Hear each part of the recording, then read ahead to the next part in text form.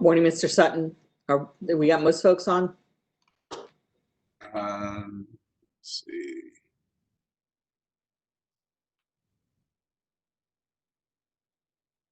Morning to you.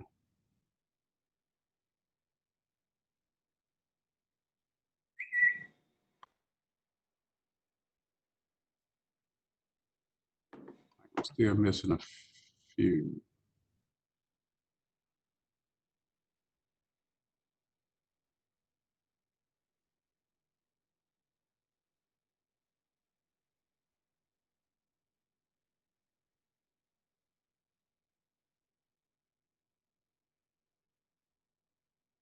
I don't see Mr. Fletcher, Ms. Johnson Hostler.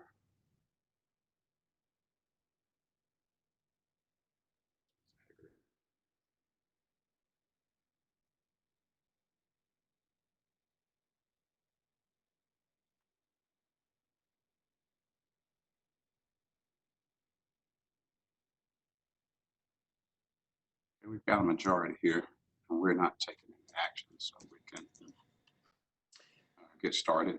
Okay. So good morning to everyone. Welcome to our second work session on reopening.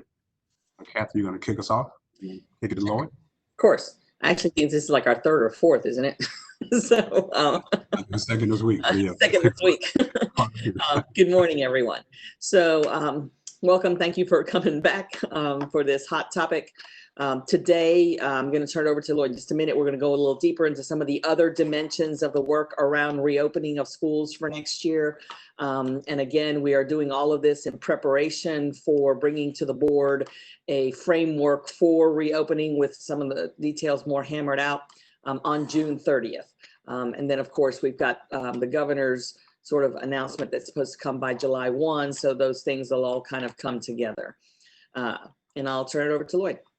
And Kathy, before you do, maybe towards the end of the call, as part of our agenda, if we could talk a little bit about sort of next steps after today in terms of dates of the following work sessions, meetings, and kind of what our plan is for everyone. Will calendar-wise, everybody is synced up.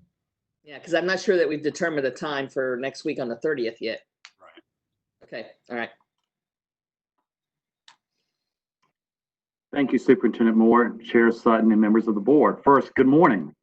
It is a pleasure to join you again and have this opportunity to continue our discussion around reopening of school for our next school year. Yesterday's work session, in combination with the work sessions we've had prior to that, we've had the opportunity to engage in discussion with you, the unpacking of the multiple streams of work that are making up our scope of work for the planning. And I just want to share with you how valuable the input that you have provided during all these discussions is to us, as well as the input that we have collected through a variety of avenues and platforms with our community, school-based personnel, and parents and families. That input will continue to be instrumental in informing and influencing our decisions tied to the planning.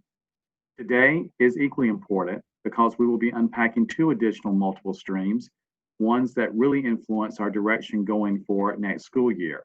And so if you join me in looking at the slide for our desired outcomes for today, by the end of our time together today, you will have had the opportunity to gain a deeper understanding of the health guidance for our school district, as well as reviewed and provided input into scheduling structure options. Before I invite our first guest to join us today and talk about the work that this particular committee has done, I just want to remind us of how we've grounded ourselves in two very important documents that we have received. We were eagerly anticipating them when we started our planning, and when we did receive them, we have been using them to ground and shape our work moving forward. Those documents include the Strong Schools NC Public Health Toolkit provided by the Department of Health and Human Services, and then Lighting Our Way Forward document from the Department of Public Instruction. Both these documents jointly share with us the guidelines that we must apply and implement with regard to our return to school. And they have been instrumental to us in setting the framework for much of our work. We have been trying to incorporate all of the guidelines that are listed into the plans, ensuring the safety and welfare of our students at this time. So our first focus today is going to be around the health guidelines, the work that our health guidelines committee has done. As I've shared with you in the community, we have a core planning team, and branched off that team are multiple steering committees. This is one of them. one that's devoted entirely to establishing the health guidelines that will influence our behavior, action, and operations with regard to our return to school. This particular committee has a number of voices throughout our district, central services district leadership across departments, but it also has school-based personnel as well represented. And Kelly Creech serves a critical role in this team, guiding the work of the committee, and she is going to walk us through some of the positions and thoughts that this committee has right now in shaping some of the work for next year. And so at this time, I invite Kelly Creech. Welcome her. Thank you, Kelly, for your work, and I'll turn it over to you at this time. Thank you, Dr. Gardner, Superintendent Moore, Chair Sutton, and board members. I appreciate the opportunity to present the draft framework of our health guidelines today. I want to preface the presentation by saying we're all aware of how often things are changing. It affects the drafts, it affects the recommendations. It's not uncommon for new guidance to be come out daily, to need clarification daily. Because of that, I start every day with reviewing many documents, many postings, many updates, just to see what has changed in the last 24 hours. I've done that again this morning, but these slides were submitted last night. So I'd appreciate your grace and understanding if anything is updated since we posted these.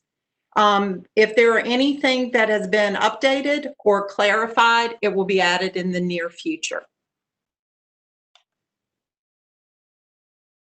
The first topic under our health covering, our health guidelines or face coverings. The suggestion for our framework is individuals are required to follow federal, state, and local requirements if they are more restrictive than WCPSS guidelines. For staff, face coverings are strongly recommended. For staff administering temperature checks or interacting with symptomatic students or staff, they're required. For students, they are strongly recommended. Visitors, anyone who is not a WCPSS employee, they are required. There is an unless at the bottom, if you'll please note that. That is if someone cannot tolerate a face covering due to developmental, medical, or behavioral health needs or prevented by religious beliefs. When at WCPSS schools or work sites, if you do not have access to a face covering and would like one, a face covering will be given to you. Face coverings will be available on buses for students or staff who do not bring their own face covering and would like one. If given a reusable face covering, it is your responsibility to wash it when needed and bring it back to reuse. Health screenings, home temperature checks. All students, staff, and visitors and vendors should take their temperature every day at home before coming to school or reporting to work. If your temperature is 100.4 degrees or higher, you must stay home. When arriving at school or the workplace, everyone will undergo a health screening. The health screening process contains two parts: a symptom screening checklist and an on-site temperature check. People waiting to be screened must stand 6 feet apart from each other. Tape or other markers will be placed as visual reminders for social distancing. The staff member taking temperatures must wear a face covering. Staff members must wash hands or use hand sanitizer before touching the thermometer. Staff members must wear gloves when taking temperatures. If a staff member wearing gloves touches another person, the staff member must remove their gloves. The staff member must wash their hands or use a hand sanitizer after removing those gloves.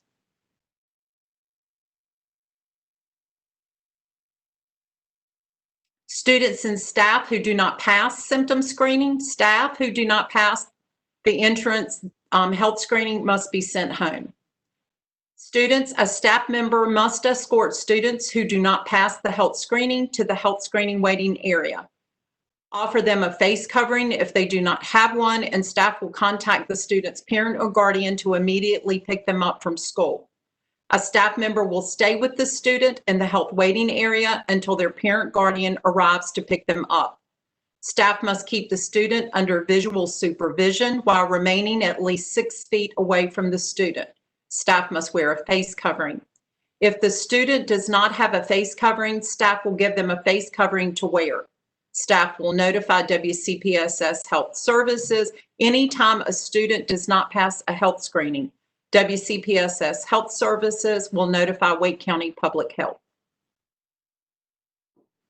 Health screening for bus riders. Before boarding the bus, we urge parents to screen their children at home and complete the attestation form daily to reduce students' risk of exposure to illness at bus stops. Students do not have to have the completed and signed daily attestation form. Will be asked the symptoms and questions before boarding the bus. No temperature checks on the bus. All bus riders will be asked the symptom screening checklist and their temperature taken at school before being allowed to enter the building.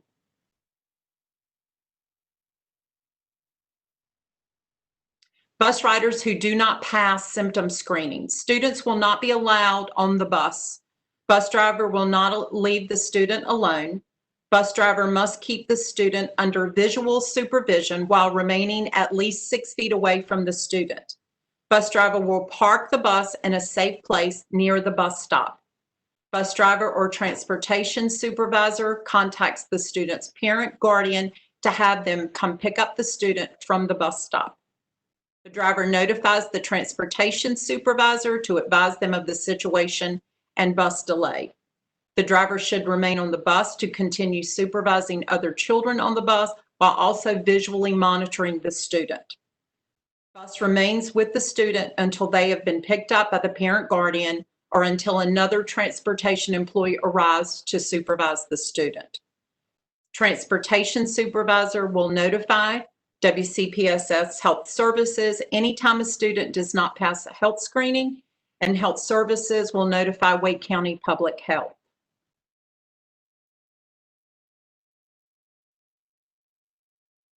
If an individual plans to leave campus and return later, they may request a dated screening pass to verify they have successfully passed through the full health screening process. Anyone with a dated health screening pass will not need additional screening before entering or re-entering a WCPSS facility on that day. Visitors, North Carolina DHHS requires schools to limit non-essential visitors and activities involving external groups or organizations. We're recommending virtual or telephone meetings with parents instead of an in-person meeting. Any meeting with parents or visitors must follow social distancing guidelines. If it is essential to have a parent, visitor, vendor, or volunteer enter the facility, they must go through the same health screening process as students and staff. Water fountains. Individuals should not drink directly from water fountains. Individuals are recommended to bring their own bottled water and or reusable water bottles labeled with their name. If someone wants water and does not have a water bottle, they may ask for a cup to get water from the water fountain and drink from the cup. Healthy hygiene, the 3 W's. Following the state guidelines, wear a cloth face covering, wait 6 feet apart, wash your hands often with soap and water for 20 seconds or use hand sanitizer. Regular opportunities for thorough hand washing or hand sanitizing will be provided. Sanitation stations at every building entrance, exit, cafeteria, and classroom will be in place. Social distancing and minimizing exposure. Social distancing markings will be on floors, hallways, stairways, bathrooms, offices, and outside of the buildings. Staff monitor hallways and bathroom entrances to reinforce social distancing expectations. Furniture will be arranged to maximize social distancing in classrooms. Students should only be allowed to work in groups when space allows for social distancing. Limited use of classroom materials to small groups, and disinfect between use or provide adequate supplies to assign for each individual student use. Avoid share use of soft or other items that cannot be easily cleaned and disinfected, like stuffed toys, clay, etc. Students should not be required to dress out for PE. Students who do not dress out will be allowed to participate in PE as long as they are wearing safe clothing and footwear. handling suspected, presumptive, or confirmed cases. Each school will have a health waiting area where individuals not feeling well must wait to be picked up. Staff will follow all of the precautions required by DHHS guidance. Parents or guardians will be expected to pick up their child as soon as possible. WCPSS Health Services will notify Wake County Public Health of suspected, presumptive, or confirmed cases and work with health officials for contact tracing, notifying families when needed. School will coordinate with custodial services to ensure the areas are properly cleaned and disinfected. When staff or students can return to work, an individual was exposed to someone with COVID-19 within the last 2 weeks. These are both for no symptoms. They must remain out of school or work for 14 days since the last date of exposure, even if the individual tests negative for COVID-19. If the individual tests positive for COVID-19, they must remain out of school or work until they meet the criteria required for someone diagnosed with COVID-19 within the last 10 days. An individual was diagnosed with COVID-19 within the last 10 days, again, no symptoms, must remain out of school, work until 10 days have passed since the date of the first positive COVID-19 diagnostic test, if they have not developed any symptoms of COVID-19. If the individual develops symptoms of COVID-19, they must remain out of school or work until they meet the criteria requirements for someone experiencing symptoms. This is directly from DHHS guidance. When staff students can return to work, this is experiencing at least one symptom. The previous slides were with no symptoms. Should be at work or school and should stay at home if individual is diagnosed with COVID-19 by a medical professional based on a test or their symptoms, does not get a COVID-19 test but has had symptoms, should remain out of work, school or work until they can answer yes to all three of these questions. Has it been at least 10 days since the individual first had symptoms? Has it been at least 3 days since the individual had symptoms without using fever-reducing medication? Has it been at least 3 days since the individual's symptoms have improved, including cough and shortness of breath? If an individual has had a negative COVID-19 test, they can return to work once there is no fever without the use of fever-reducing medicines and they have felt well for 24 hours. Other guidance and work that is in progress. Our team is working closely with the departments that are listed. We are, our first was to do the systemic to make sure that we had guidance overall. And then we will be working with everyone. We are working with everyone to make sure that the guidance carries into their department, meeting specific needs.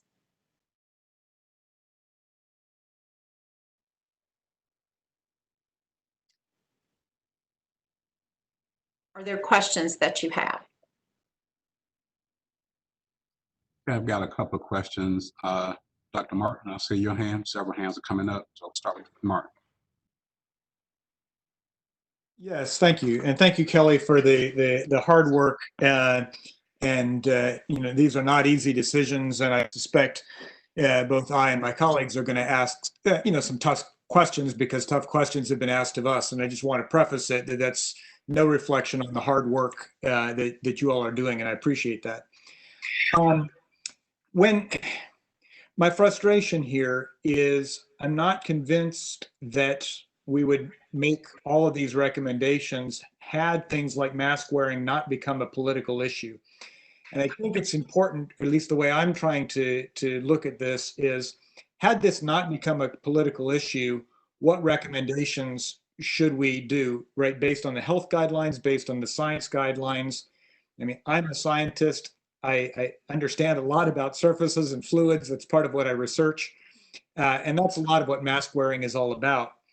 I guess my first concern with the mask wearing is, well, first of all, I don't think I would be comfortable going back into classrooms with everything just being optional, even strongly recommended. I'm very pleased, for example, at NC State that mask wearing is required. I could see a potentially logical scientific and health guidelines if we had somewhat of the requirement as is, as recommended here, when the caseload in Wake County is stable or decreasing. But it strikes me that we should have, kind of an objective switch, that because right now we're seeing cases on the increase. And so if the spread is on the increase, it strikes me that we need a higher level of engagement than if things, are decreasing or got to a stable and under control fashion. So I would like to encourage us to think about having, some kind of a tiered response system that, under the current situation where cases are increasing, and we've got to get things better under control, that mask wearing would become mandatory of everyone, and then, give the option to back off when things are under control or when they're decreasing. I think that would align with science better than just recommended but optional. In that regard, and this relates to the way we've treated several other policies as well, is on who do we place the burden? Because it feels to me, and again, I'm expressing my perception as a person having to go into a classroom myself, but I've heard this also from the many discussions I've had with teachers, is, do I, the person of concern, right? If I get older, if I have any health issues, is it my responsibility, my obligation to, disclose my concerns to make sure the environment is safe for me? In other words, should our criteria be that, I have to demonstrate that there is a reason for me not to wear a mask, rather than, as it stands, let's say that a teacher is, or another student in a class is high risk. Are we creating an environment by letting people not wear a mask that prevents that person from coming to class or engaging? Don't we have the collective responsibility that everyone should take the protective measure unless I document that there is some reason why I shouldn't? It just feels like we're putting the burden on the wrong person.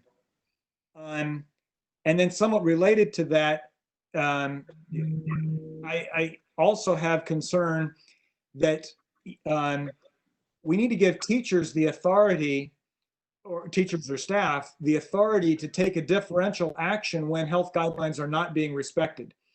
So, for example, we've all seen this in a grocery store where some people just refuse to keep that 6 feet of distance. Or will, I've seen in the grocery store where people will take, masks below their nose or something like that. Well, we're not requiring masks at this point, though I think we probably should. But, if somebody's got, the sniffles or a lot of sneezing and just isn't showing appropriate behavior, should a teacher not have the authority to require that person to wear a mask or something? So I guess to summarize these 3 points, on who are we placing the burden, and why do we not have some kind of a scaled guidance as opposed to just an across the board recommended but not required?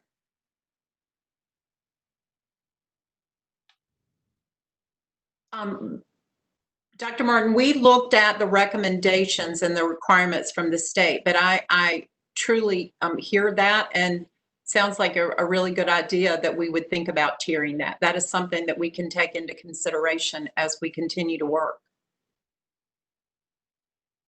And what about the guidance of the burden of proof? Because I'm really concerned about that burden of proof. If someone, a teacher or a student, is at higher risk. If we create the scenario that basically says, you have to go into this setting and, it's just dependent on everybody else there as to whether they're willing to wear a mask or not, then I'm going to be a lot less likely to go into that situation than if I've got a guidance where the burden of proof sort of goes on the other hand, that says, the expectation is, here is a basic level of protection. I don't need to establish that burden of proof, but the burden of proof needs to go on the other hand that says, I should not have to wear a mask. Yes, and I think in some of the documentation where it's listed that there's only certain situations where someone cannot wear those masks, which are for behavioral or medical or for religious beliefs. There could be, I guess we could look at, could help us think about how that would be in a opt-out situation or some sort of medical documentation that would be part of showing the reason for not wearing that mask. So I, for one board member, and I know this would have to be a board decision, would like to see us go a little bit more to that opt-out as a standard. My colleagues can obviously need to weigh in. Yes, sir. I'll stop there for a minute. Thank you, Dr. Martin. Ms. Kushner.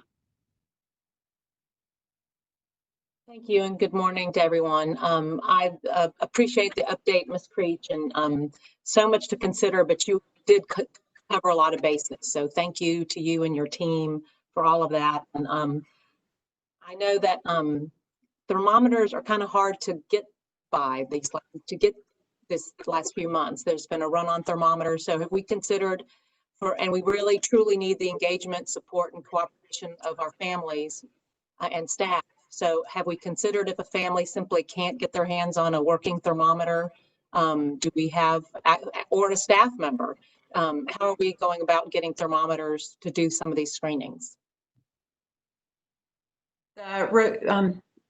When we have asked them to do those screenings at home, we have thought about community partners that may be able to work with us to provide outreach to families that need those thermometers.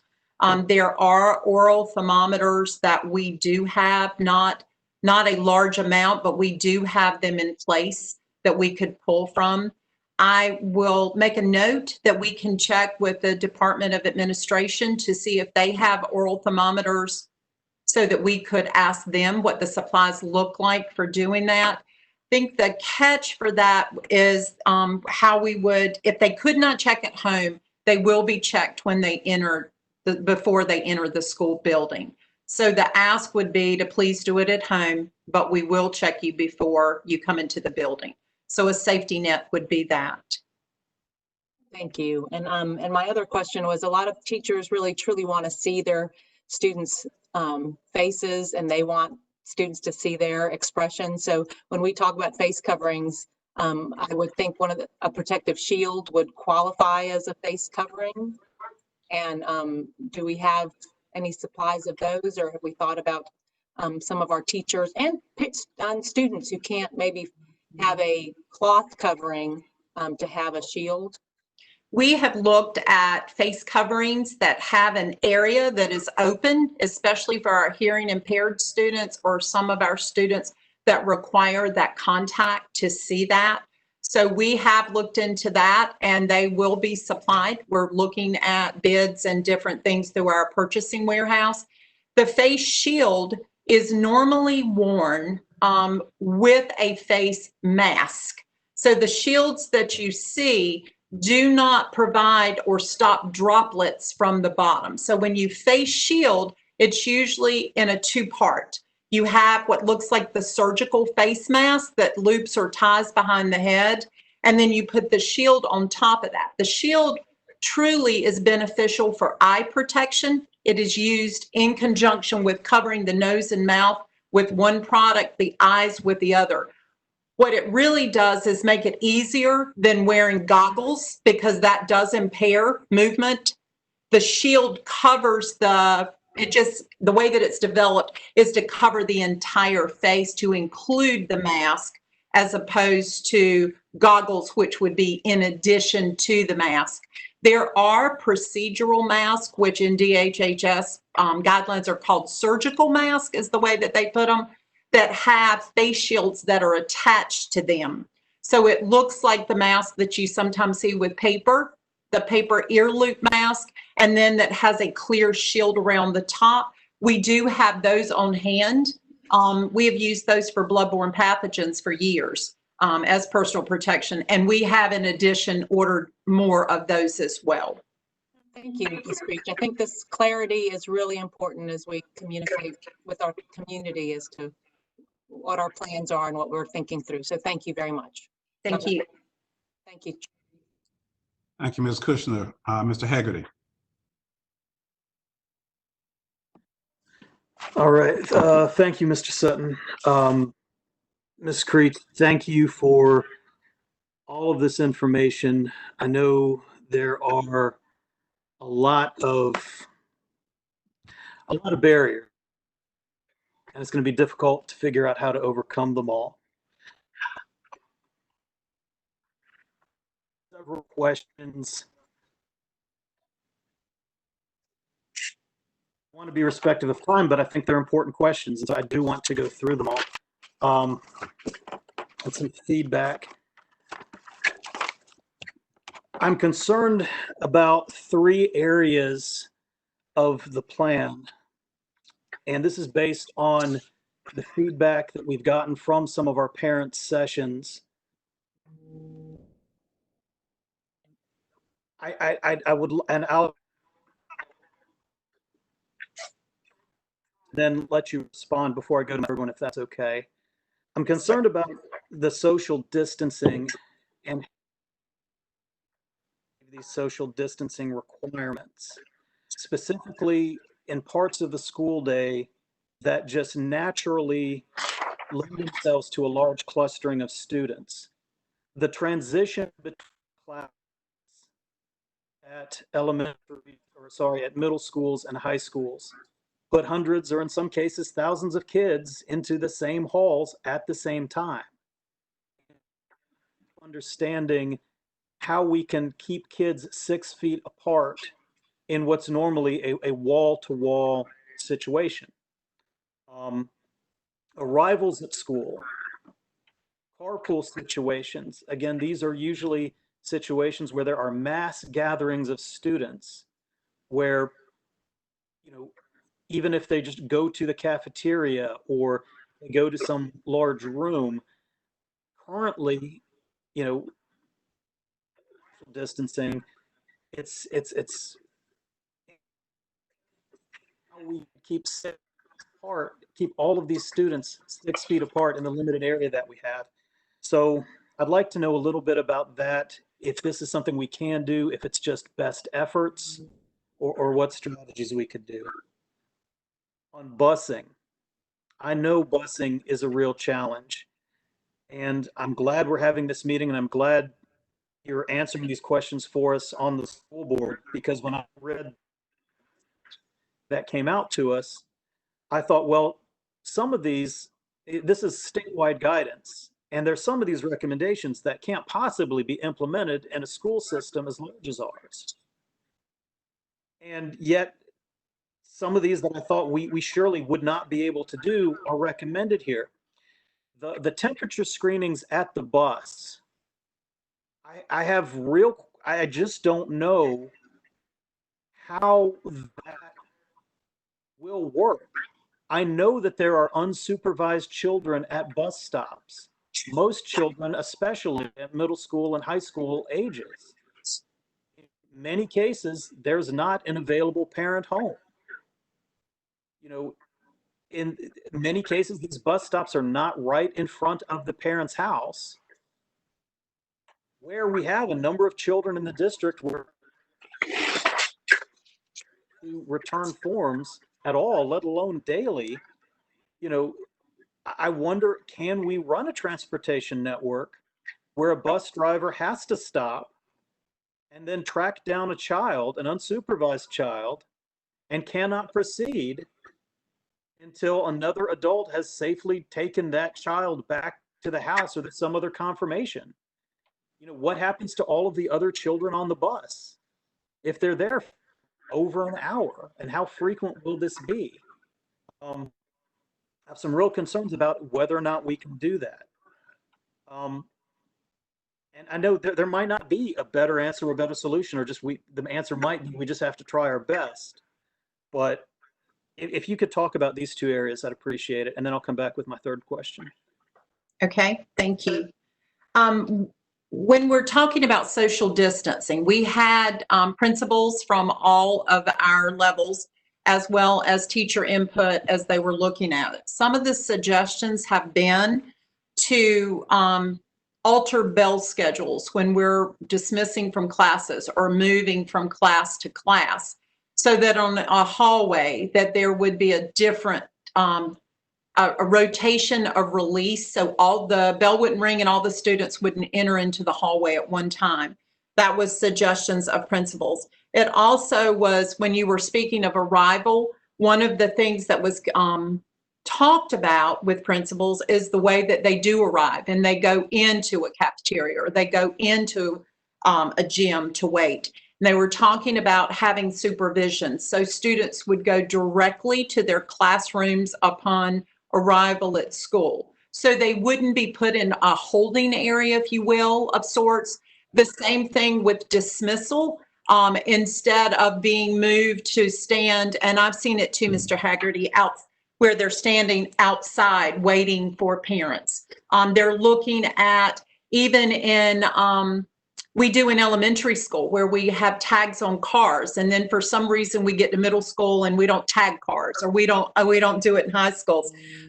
So they're looking at our middle school and high school principals. We're saying, you know, going back to the way elementary schools do some of these processes, where it's very thought through, it's limited in a way, if you will, so that they can see a bus number, call a bus number, keep people distance. Everyone is not standing together. The social parts of that are going to be difficult, Mr. Haggerty. I mean, kids congregate, everyone's going to congregate. So I think it'll be an effort to continue to say, you should move away from each other.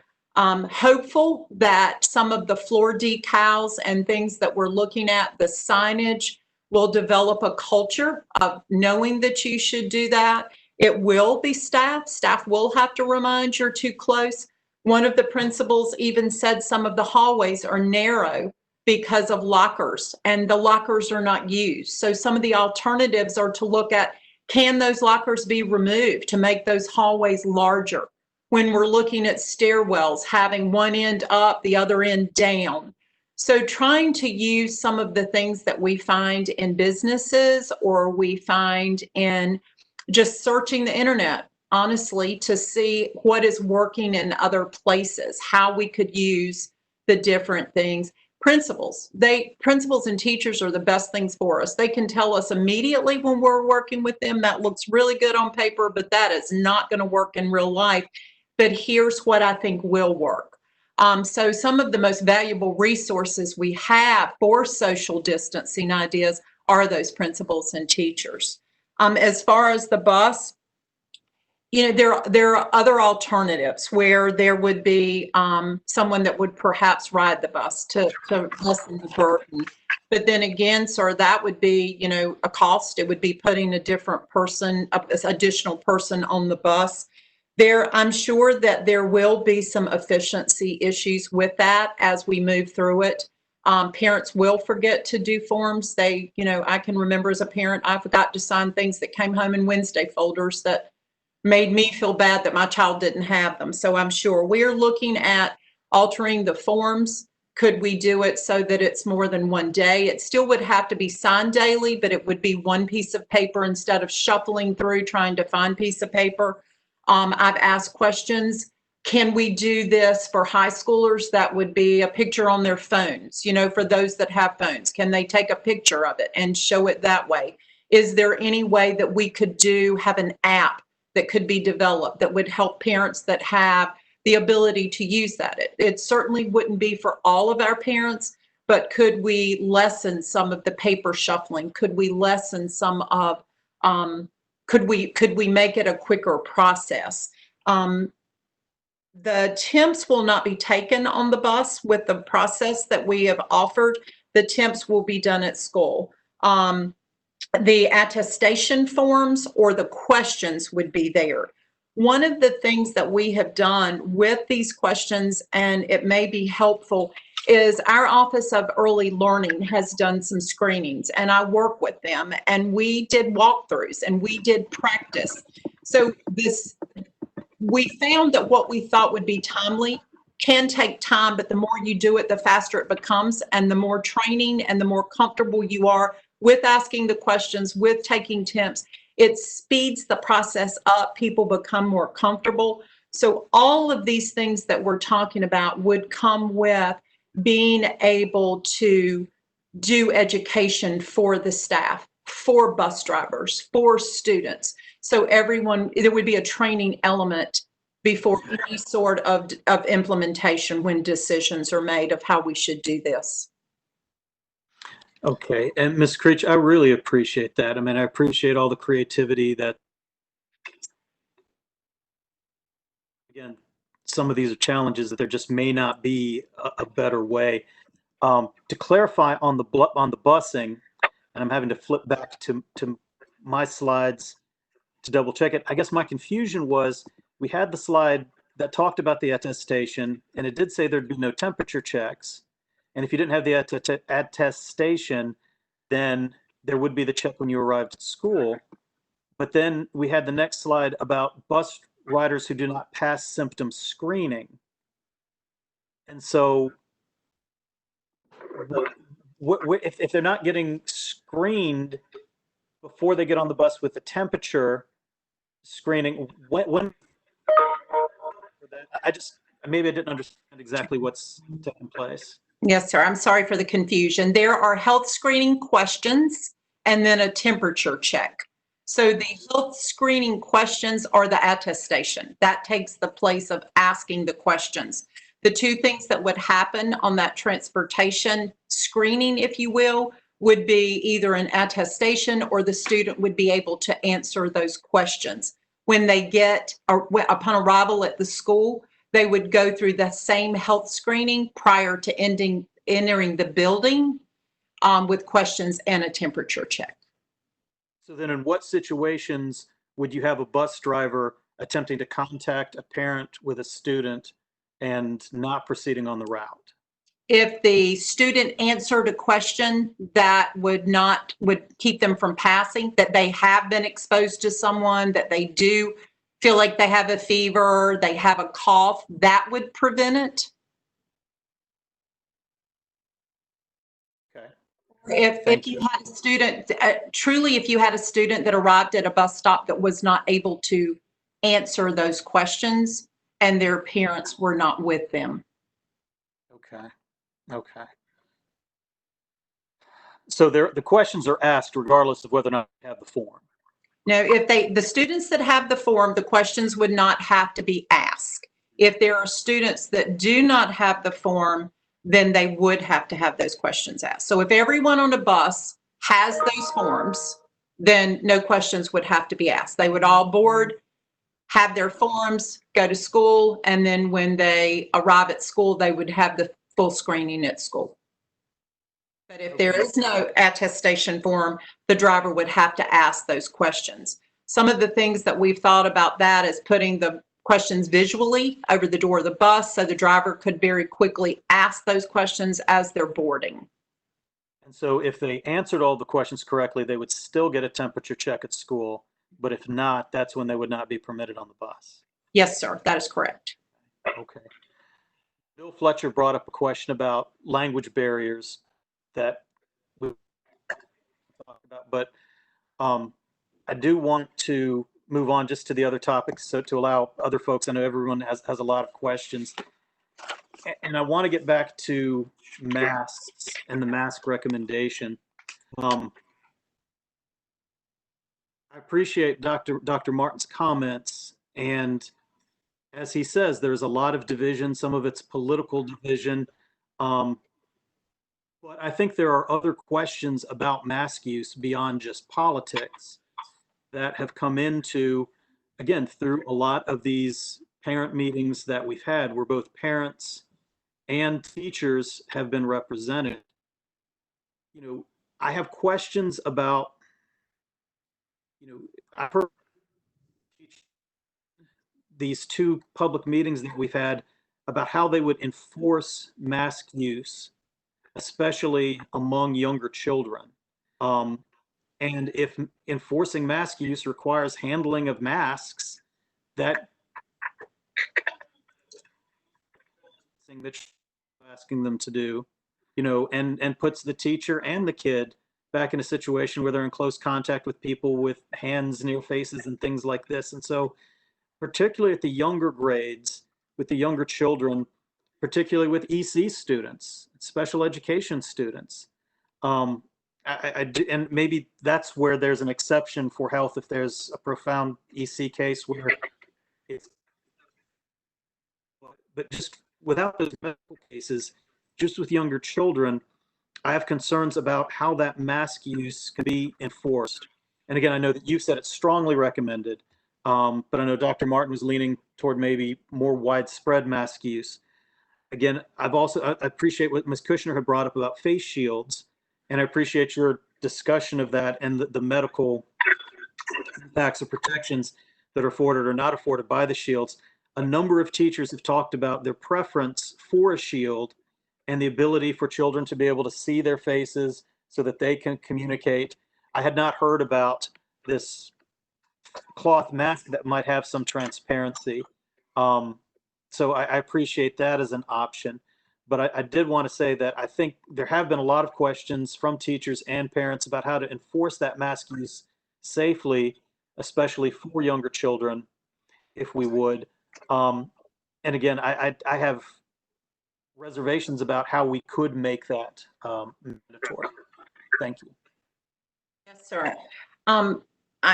In some of the reading that I've done, there has been a suggestion that students or children 12 and older are more successful in wearing masks, that you do not have the constant reminder. One of the things we're hoping to do is to norm it, to make sure that it's a norm as we do it. I have heard from teachers who, especially a couple of the teachers were kindergarten teachers who were like, this is not going to work, trying to keep a mask on a kindergartner. So as well as Dr. Martin was talking about tiering, there's also a possibility of looking at age limits or what you expect. And when we're looking at those things, one of the things that my team group has thought about is out of the box. There's nothing that we can't think about. Let's just go out of the box. And there are plexiglass partitions, that would allow some of the droplet prevention that we're talking about. These are things that we are looking at and have ordered, and are looking at things for special education classrooms where it would be impossible. They would fall under the guidelines that we were discussing, where there would be behavioral health needs that certainly there would be an opt-out, that there would be a reason, a justified medical or behavioral reason that they couldn't wear them. So thinking outside of that box of, if there are a group of students that we feel like developmentally or behaviorally or medically, or for whatever other reason that we feel like that we could not meet their educational needs by having a mask, what would be some of the other options we would look at? Social distancing the desk, plexiglass barriers, those sort of things that we would certainly look at that could be out of the box. And I think our teachers and our principals are great resources for that, because in that classroom, they would know, even with the products that we're looking at, what would work and possibly what would not.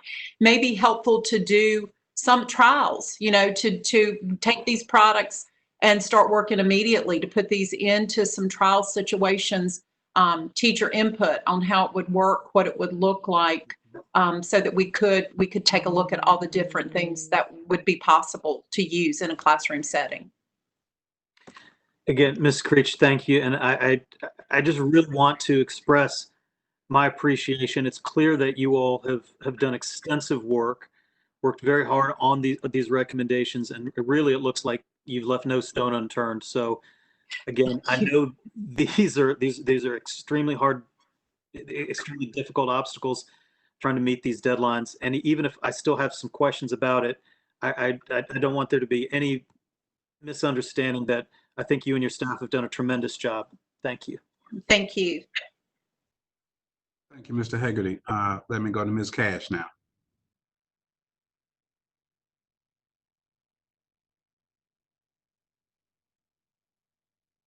I'm Brian, here I come. Sorry about that. Fine. But okay, here's what I just want to say. First of all, Mrs. Creech, you are brilliant. I just want to say you have really researched this, and I feel that one of the things I love about nurses is that they, like Mr. Haggerty said, they never leave a stone unturned, and they're very thorough in directions, and they take no chances. So I want to tell you, I appreciate the work you've done at this. I am certainly no expert, but I've learned a lot since I work at Wake Med North almost every day, and I've learned a lot. You have hit so many of the areas that we hear on a regular basis. So I really want to encourage my colleagues to listen to you because you're very knowledgeable. I do like the fact that we are not asking our bus drivers to not take necessity. I do feel like sometimes it's a false security if we have non-healthcare personnel or people that are trained in taking steps. So I do like the fact that we wouldn't rely on any temperature checks by our transportation. I do feel that mask wearing.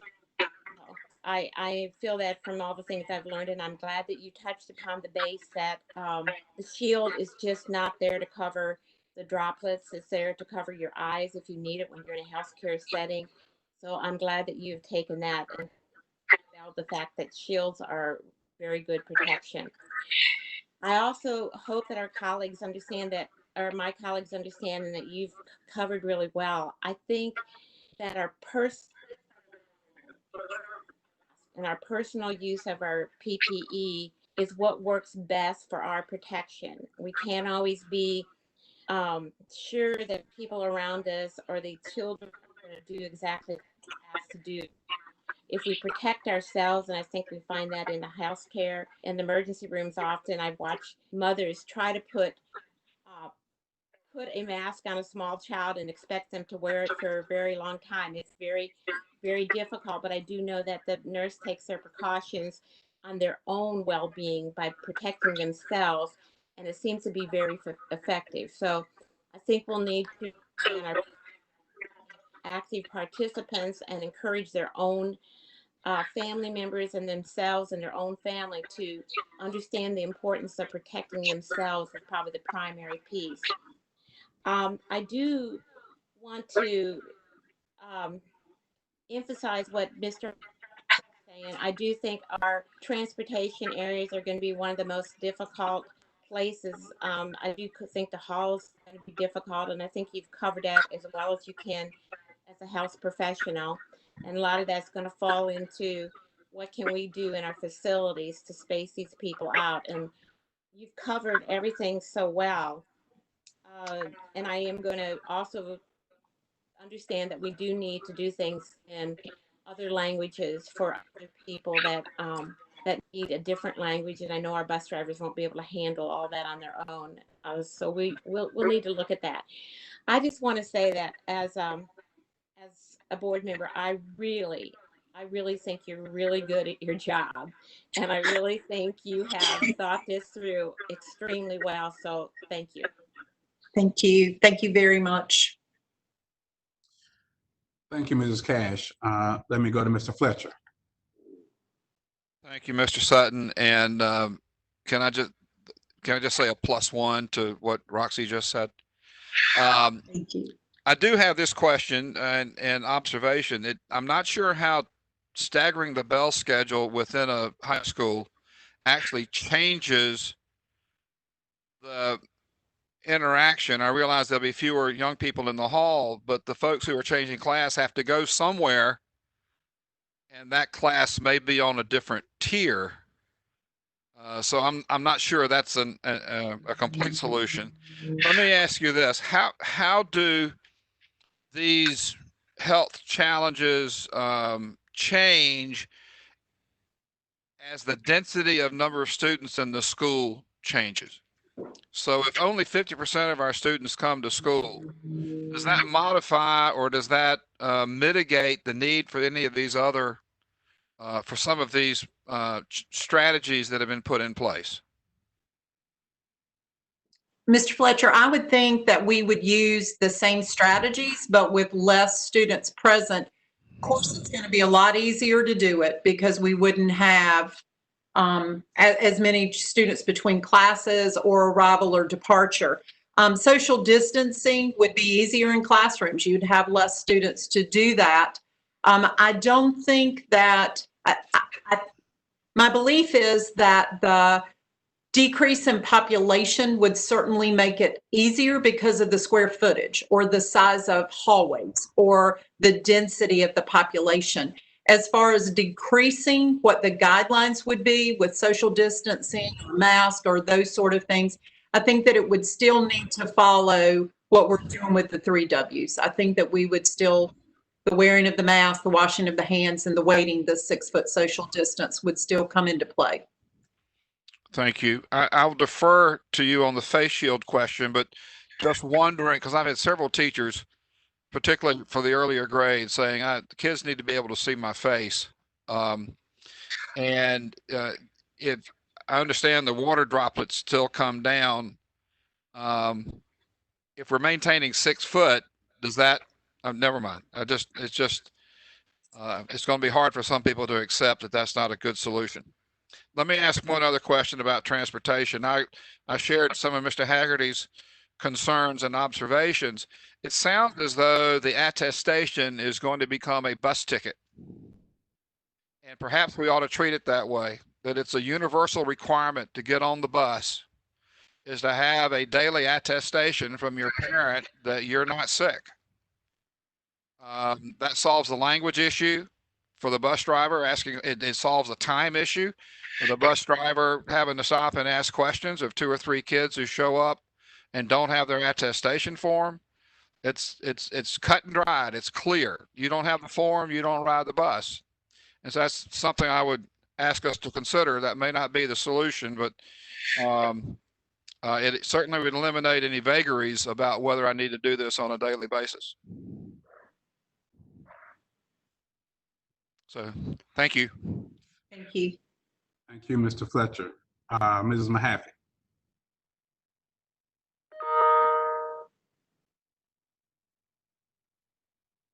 Thank you. And thank you, Ms. Creech. This is certainly not an easy document to go through and to figure out how it's going to work for our school district. You know, we heard from facilities last week, so I believe a lot of those building mapping pieces will be looking at the individual schools regarding social distancing in the schools. So I look forward to hearing back from our facilities team what they found, and I'm sure they're working with you on that. Most of my questions follow the line of questioning about the attestation form for bus ridership. Is that a form that we are requiring exclusively students who are riding the bus, or is that a form that we are anticipating our carpool students who walk or drive themselves will have that check with their families before they come into our building? We looked at that, and if it's for carpools or if it is for walkers, they're still going to have to answer those questions before they come into the building, because the attestation just allows them to get on the bus and then they're re-screened at school. So some of those things that we went through in doing some of the framework was, how could we use that form? And the consensus seemed to be, if they're arriving at school in a car or walking, they're going to be screened when they come in. And those questions are very quick to ask. So it would almost take the same amount of time to look and make sure that form had been signed and the questions answered as it would to ask those questions very quickly and do the temperature as well. Okay. So it's exclusively just for bus ridership then? Yes, at this point in this framework. Okay. Excuse me. And the next couple questions are not specific to you, Ms. Creech, but kind of broader to Dr. Gardner or Ms. Moore or someone else regarding thermometers and having to do a temperature check. You know, a lot of folks don't have thermometers at home and they're as hard to find as toilet paper. I'm hopeful that we can either work with community partners to get thermometers either through our food distribution sites or other methods to families that are in need of that if they have an inability to find or procure a thermometer on their own. And I know we have many community partners that would be able to provide water bottles as well. So I guess it's more of a community ask for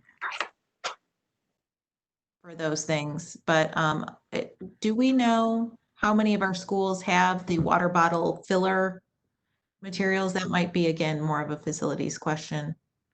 I know they're not cheap. I mean, this is Kathy, good morning. I did actually ask that question about the water bottle fillers because I know that it's actually in our newer schools that have been equipped with water fountains that have those.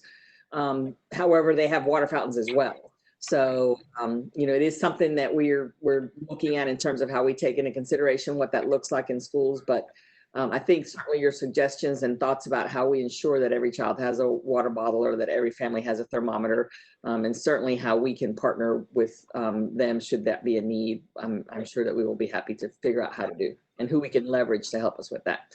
And Ms. Kelly may have some additional thoughts. No? Okay. I do have another question, and Ms. Moore, I'm glad you're here because I don't know if a student or a staff member at a school tests positive for COVID, either at the school or we find out through contact tracing, how will families be notified of that? We heard yesterday about the cleaning procedures for, you know, cleaning a school. I'm curious about the notification procedures. I'm sure that a lot of that is dictated by the Department of Health. Go ahead. Lieutenant Moore, do you want me to take that one? Go ahead. Okay. There is an outline in the public health guidance. So we are looking at there being a process of the reporting done to health services, which is the department that is supported by my team, that reporting would come to us and that we would work with the schools as well as school nurses to make sure that contact tracing was in place if we need to do some of that, and that we are working to support families with the information that we're given through public health. So it would be, the framework points out that we would have the reporting process go to one place so that we can make sure it was being followed. And then we would push back to the school with the support of health services, school nurses, and perhaps some of the other counseling and student services individuals that would support families with this because of the need for instruction out of school, those sort of things that we'd be looking at. Okay, thank you. And I heard you mention potentially having an app for families to complete the form for bus ridership on. I don't know how that would work for students who don't, are they meant to carry that or are they just meant to tell the bus driver, yes, someone filled out the form? Well, they would have to show it. So there will always have to be visual proof of that attestation. The app is something that principals and teachers have talked about that was doing it. So that has been pushed out as one of those things of what would it look like to do this as we begin to frame everything up. Okay, and I really truly appreciate, Ms. Creech, your commentary on the different levels of students that we have and the possibility of working with teachers to see how different methodologies or guidance can be implemented at the different levels for our students. I think that's a great approach. And I cannot thank you and your team enough for this work that you're doing. Thank you. Thank you. Thank you, Ms. Mahaffey. Ms. Creech, couple quick questions on my end, just in terms of thermometers versus like the thermal body screeners, and obviously that would be something that's probably cost prohibitive, I would assume, but I don't know. But it might also allow for a greater number of students or folks to pass by at one time. Do you find those effective? Is that something that we've thought about, or is that just so expensive that there's no way we could do that in 190 plus buildings? Yes, sir. It's been thought about. We've actually put some requests out for bids to see how much they would be. From just a ballpark, they run around 2,000 to 4,000. It just depends. It certainly would be a very effective method at high schools or middle schools where you're trying to move a large amount of students at one time. But it is something that's on I call it a supply list. Mr. Sutton, it's also a wish list of things that we wish we had. They're finding those effective at airports and are installing them at amusement parks and places where there's a large crowd. So it certainly would be an effective tool for time management for us. Gotcha. Also, not like Dr. Martin's idea of sort of having, I guess, the thresholds or the sort of the scale in terms of, you know, how we might respond. You know, I'm also thinking about as we look at, obviously, particularly as we get into the winter months, counties, towns might become hot spots. We've got high schools of 2,500 plus students. Do you envision that a school could even become a hot spot, so to speak?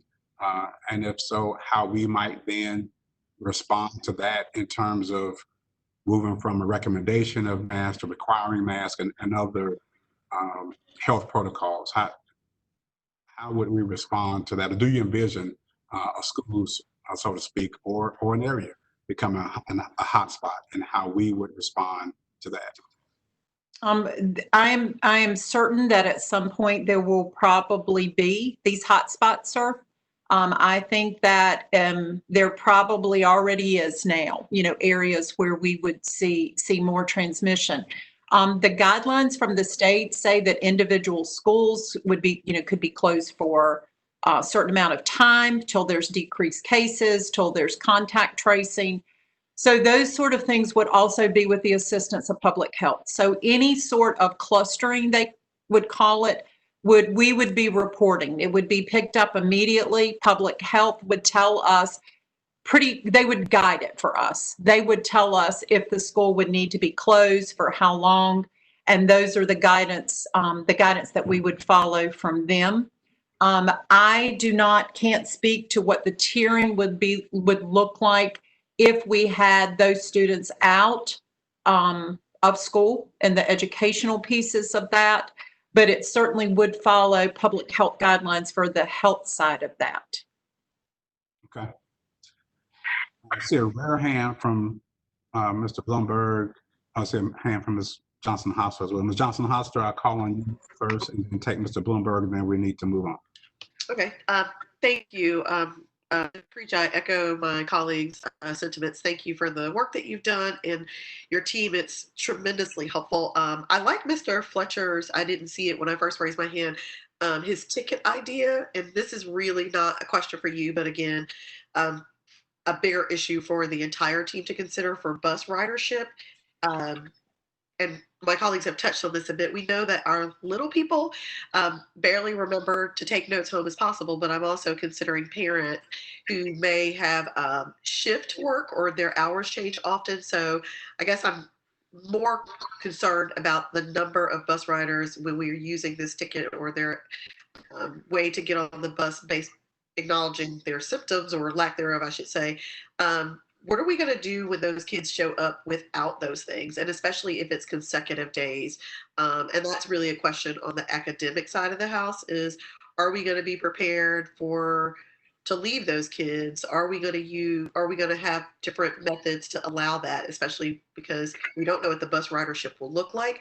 I'm just really concerned if kids don't remember to bring their permission slip for a field trip home, something they want to do. I'm worried that it'll be left to the parent and child to remember. And I don't know that I would remember every morning if I'm in a rush to get to work or get my kid to school on a bus. So I definitely know that we have to consider what are our other options when those things don't work out. And I would also say this for our contract drivers as well. At least in those cases, they all generally have a safety assistant in the car with them, but I don't know that that's true for all of our buses. So I'm just curious if we've thought about what our options are when that bus rider shows up the first 3 days with their ticket, but on Thursday they don't have it.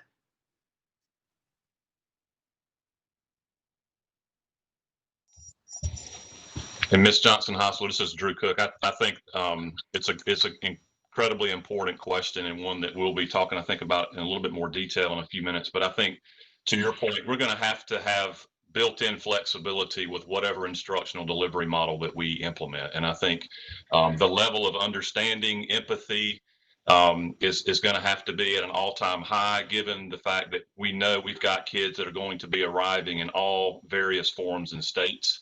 Any model that we implement that's a deviation from the normal structure of a school day is apt to having disparate effects and impacts on kids that are coming from different environments. And so I think certainly we're going to have to be prepared. Our classroom teachers, our school administrators and support staff will need to be prepared for those various contingencies. And I think flexibility, again, is going to have to be normal operating procedure. Yeah, I agree. The last one is about Ms.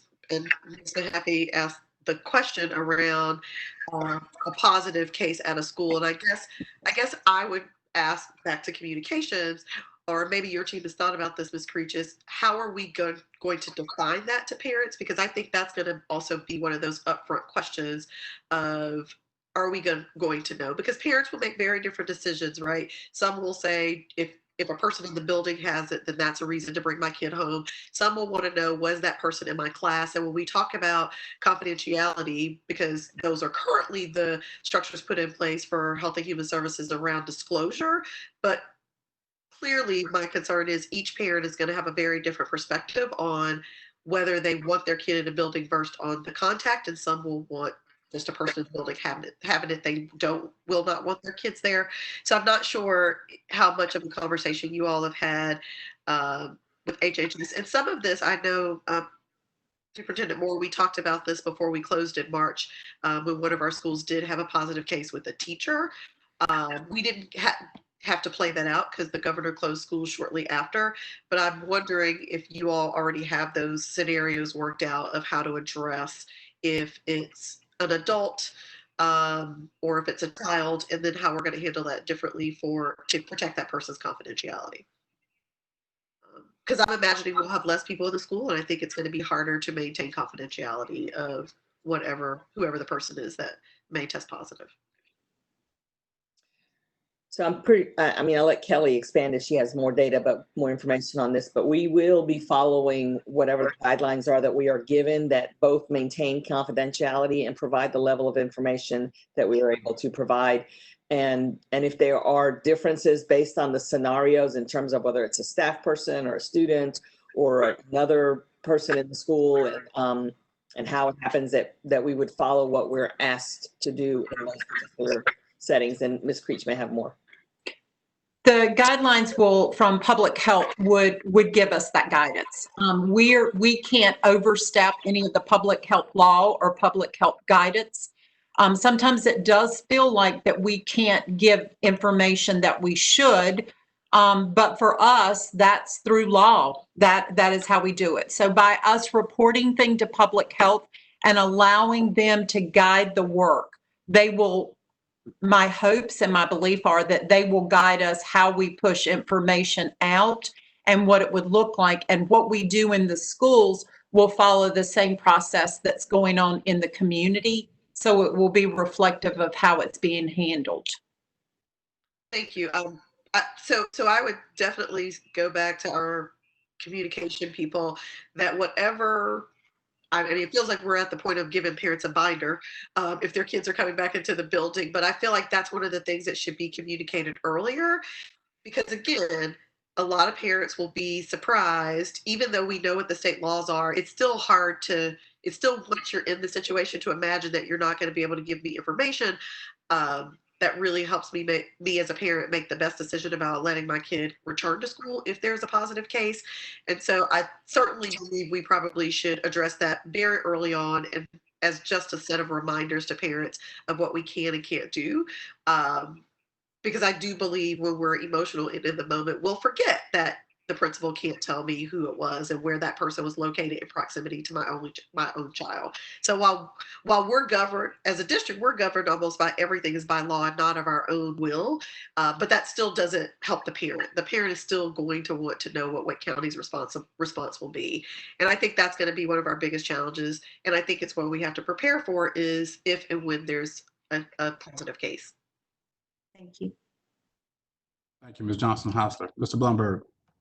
Super fast, hard to add anything to what Kelly has already said. On the issue of face coverings, I just wanted to let you know I'm in communication with Dr. Gardner on this, and as well as the attorney for the city of Raleigh, to get an interpretation of the mayor's proclamation on face coverings as it applies to the school system. And that I expect soon that we'll have an interpretation directly from the attorney's office, and then I'll roll that out. But I just wanted to sort of have a stay tuned on that one. Okay, thank you, sir. All right, Ms. Creeks, did you have further slides, further information? No, that's all I have. I appreciate everyone's questions and their input, and I've taken some notes and we'll be looking at everything that's been mentioned. Okay. Thank you so much for the thorough job and all the information. We certainly appreciate you. And turn it back over to Dr. Gardner for our next presentation. Yes, thank you, Ms. Creech. Thank you, Chair Sutton. And before Ms. Creech leaves, I just want to echo on two fronts the comments shared by the board. One, the acknowledgement of how challenging this work is. And I also want to express my gratitude to Ms. Creech and this committee in particular. They are almost working night and day, unpacking these guidelines and how they will be applied in our schools and the implications they have for our students, families, and school-based staff. And so thank you, Ms. Creech, for the thoroughness and the attentiveness in which you and the committee continue to work and unpack this stream of work for our schools. So thank you. The next planning consideration that we're going to share with the board is around instructional scheduling. And we're going to try to present to you options that are on the table for consideration, knowing that all the things we have talked in our work sessions prior to this date and up to this one interplay with one another as far as the scheduling options we have. And I'd like to invite Drew Cook and Brian Pittman to join us at this time. Good morning. Thank you, Dr. Gardner, and good morning, Chair Sutton, Superintendent Moore, and members of the board. We do appreciate the opportunity to be with you again today to provide an update on the work of our core reopening teams as we continue the work of identifying and developing a menu of potential instructional delivery options that are aligned to the Plan A, B, and C contingencies that are, of course, outlined in the guidance provided by the North Carolina Department of Health and Human Services and also the Department of Public Instruction. During our work sessions over the past 2 weeks, you've gotten lots of information and engaged in some really critically important discussions on several different topics related to our district's plans for reopening for the 2021 school year in August. And as Dr. Gardner and others have indicated previously, each of these areas, whether it be transportation, facilities, finance, behavioral health, as you heard some yesterday, human resources, or even the health guidelines that you just discussed, each of these areas are interrelated and obviously impacts where we may land in regards to a comprehensive instructional delivery model. And just to reemphasize, as we follow on the heels of the discussion that you just had, Because the health and well-being of our students, staff, and community is the primary and most critical factor that we must consider in our planning, any instructional delivery and scheduling model that we design will and must be built with this overarching priority in mind. So if we move forward, if we take a look at our desired outcomes for this segment of today's agenda, you'll recall that in last week's work session on the 16th, we began sharing and reviewing, at least at a very high level, some of the key factors and considerations that are guiding our work as we make decisions about what teaching and learning will look like in the 2021 school year.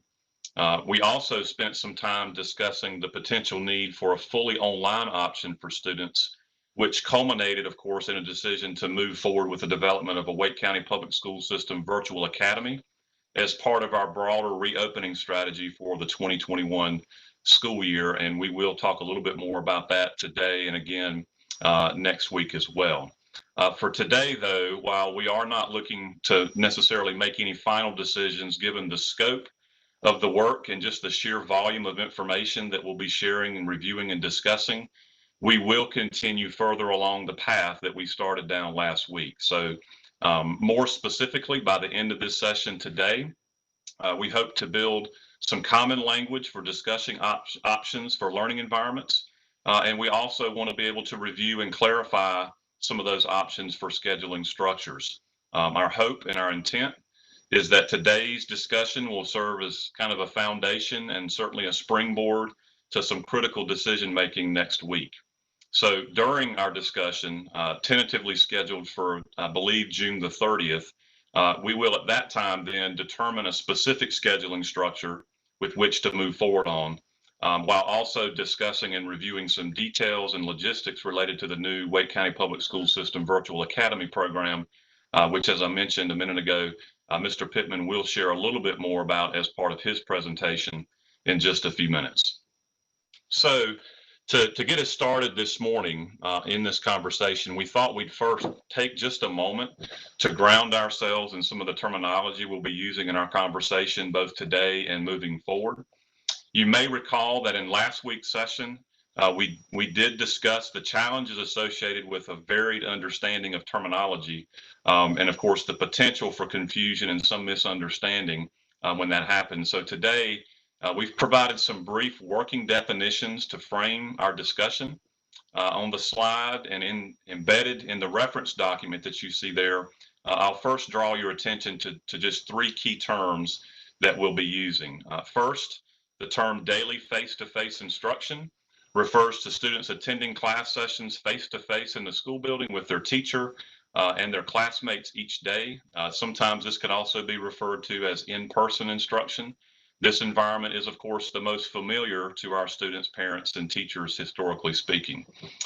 Then blended instruction, students experience a combination of both face-to-face learning in the school building with their teacher and classmates, but also learning that continues on other days or weeks via remote instruction through an online platform. And obviously, blended instruction will depend more heavily on digital learning tools than does daily face-to-face instruction.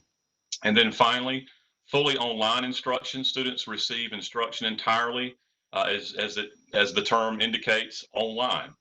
Students experience this environment, would not participate in instruction inside the school building during the semester, unless, of course, we're moving from a Plan C status potentially back to a Plan B or A, which would, of course, then allow for some blended or face-to-face instruction. In this model, all learning opportunities, as you would imagine, will happen remotely, but will include pre-recorded and live experiences in addition to other supports. One quick note that I just wanted to make about these slides and the document that you see.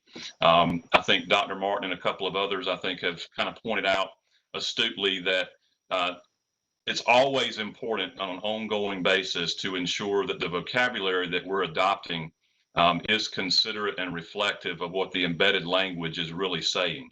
And to that point, while there's consistency that you see here with the term instruction in the title for each of these environments, there are a couple of instances, I think, that have been caught in the document itself that drop back to the use of the term learning in the definition itself. So we've noted that variance, and we'll certainly go back and review and upgrade as needed to ensure that our messaging is indeed clear in communicating what we want it to our families and to our constituents in the final version. So if we take a look at the next slide, while there are some clear differences and unique challenges, again, talking about some of these various learning environments, our goal is to ensure that there are some consistent core components that are provided across learning environments that will provide similar opportunities and expectations for our students. And specifically, we've referenced some of those here. We want to ensure that rigorous core instruction is provided on a daily basis that aligns with grade level standards. We want to be certain that learning materials are similar across the learning environments. Grading expectations will be consistent across learning environments and, of course, align with existing board policy 3400 and R&P. Attendance expectations will need to be consistent and applied in each learning environment. Students will receive appropriate support and services through the general education program, with consideration, of course, for special education IEPs and 504 plans. Likewise, academically and intellectually gifted students, ESL students, as well as students requiring interventions, would also receive those appropriate supports regardless and irrespective of which learning environment they happen to be in. Students will also be receiving appropriate support through counseling and student services. And in each learning environment, there will be an intentional focus on social emotional learning and in building effective relationships in community to support strong learning outcomes. It is important to point out that the learning environment that students and teachers will work within this fall, and I think this has been mentioned now several times over the last couple of weeks, the learning environment this fall, regardless of which instructional delivery model we end up landing on, will by nature, I think, need to be different than what we experienced for 3 months this past spring, when our primary focus, if you'll recall, was to minimize learning loss while providing some new learning where possible on really an emergency basis after schools abruptly closed in March. So it will have to be a very different model and a very different experience with some guiding parameters across the board in the fall. So as we're talking about examining possible schedule structures, and as we explore instructional delivery models and those structures for the 2021 school year, I think we have to acknowledge up front that there are literally dozens of possible options to consider and probably hundreds of options in practice, given the myriad of variations that could occur within any one of these models. As we have been deeply engaged in this work, which has included consultation and collaboration, as you might imagine, with staff from multiple North Carolina school districts, one fact I think is abundantly clear to all of us, and that is there is no singular magic solution that's going to satisfy all of our needs and expectations in every single area. That said, we feel like that by utilizing a set of common criteria to guide our efforts, we do believe that we can identify and implement an instructional framework that provides our students, our families, and our teachers with the best possible teaching and learning experiences for the 2021 school year. And so here you see a brief overview of the important factors and perspectives that we have to consider as we examine possible scheduling structures, which really fall into two broad categories. First, under core instructional focused, we must consider the impact that any model may have on the effectiveness of instructional delivery. And I think that goes almost without saying. And I think just in hearing in the discussion just prior to this conversation, I think we all recognize and acknowledge that there are going to be some limitations on the types of instructional delivery that can be provided, just given the health concerns and our focus on that as a priority. And I think we have to, whatever plan we come up with is going to have to be considerate of how we're delivering instruction, how we ensure that that is reaching all students, all learners, and what the implications are for our teaching staff in doing so. Additionally, under core instructional focus, and as has been shared in several different formats over the past 2 weeks, we have received a tremendous amount of feedback and input from multiple stakeholder groups. So it's of course important that any options that we consider are appropriately aligned to that stakeholder feedback to the degree possible. And as you've reviewed and discussed again over the past 2 weeks, there are also some very important operational and logistical realities that we have to account for. Not the least of which, of course, is health and safety considerations, alignment to family and community needs, transportation feasibility, as we've talked about, facilities, and financial costs. All of these factors will, of course, significantly impact our decision making, and we will have to do our best to reference these in more detail as we review and discuss the various options that might be considered in a few minutes, particularly in regards to how some of these factors will present some real challenges and limitations for us.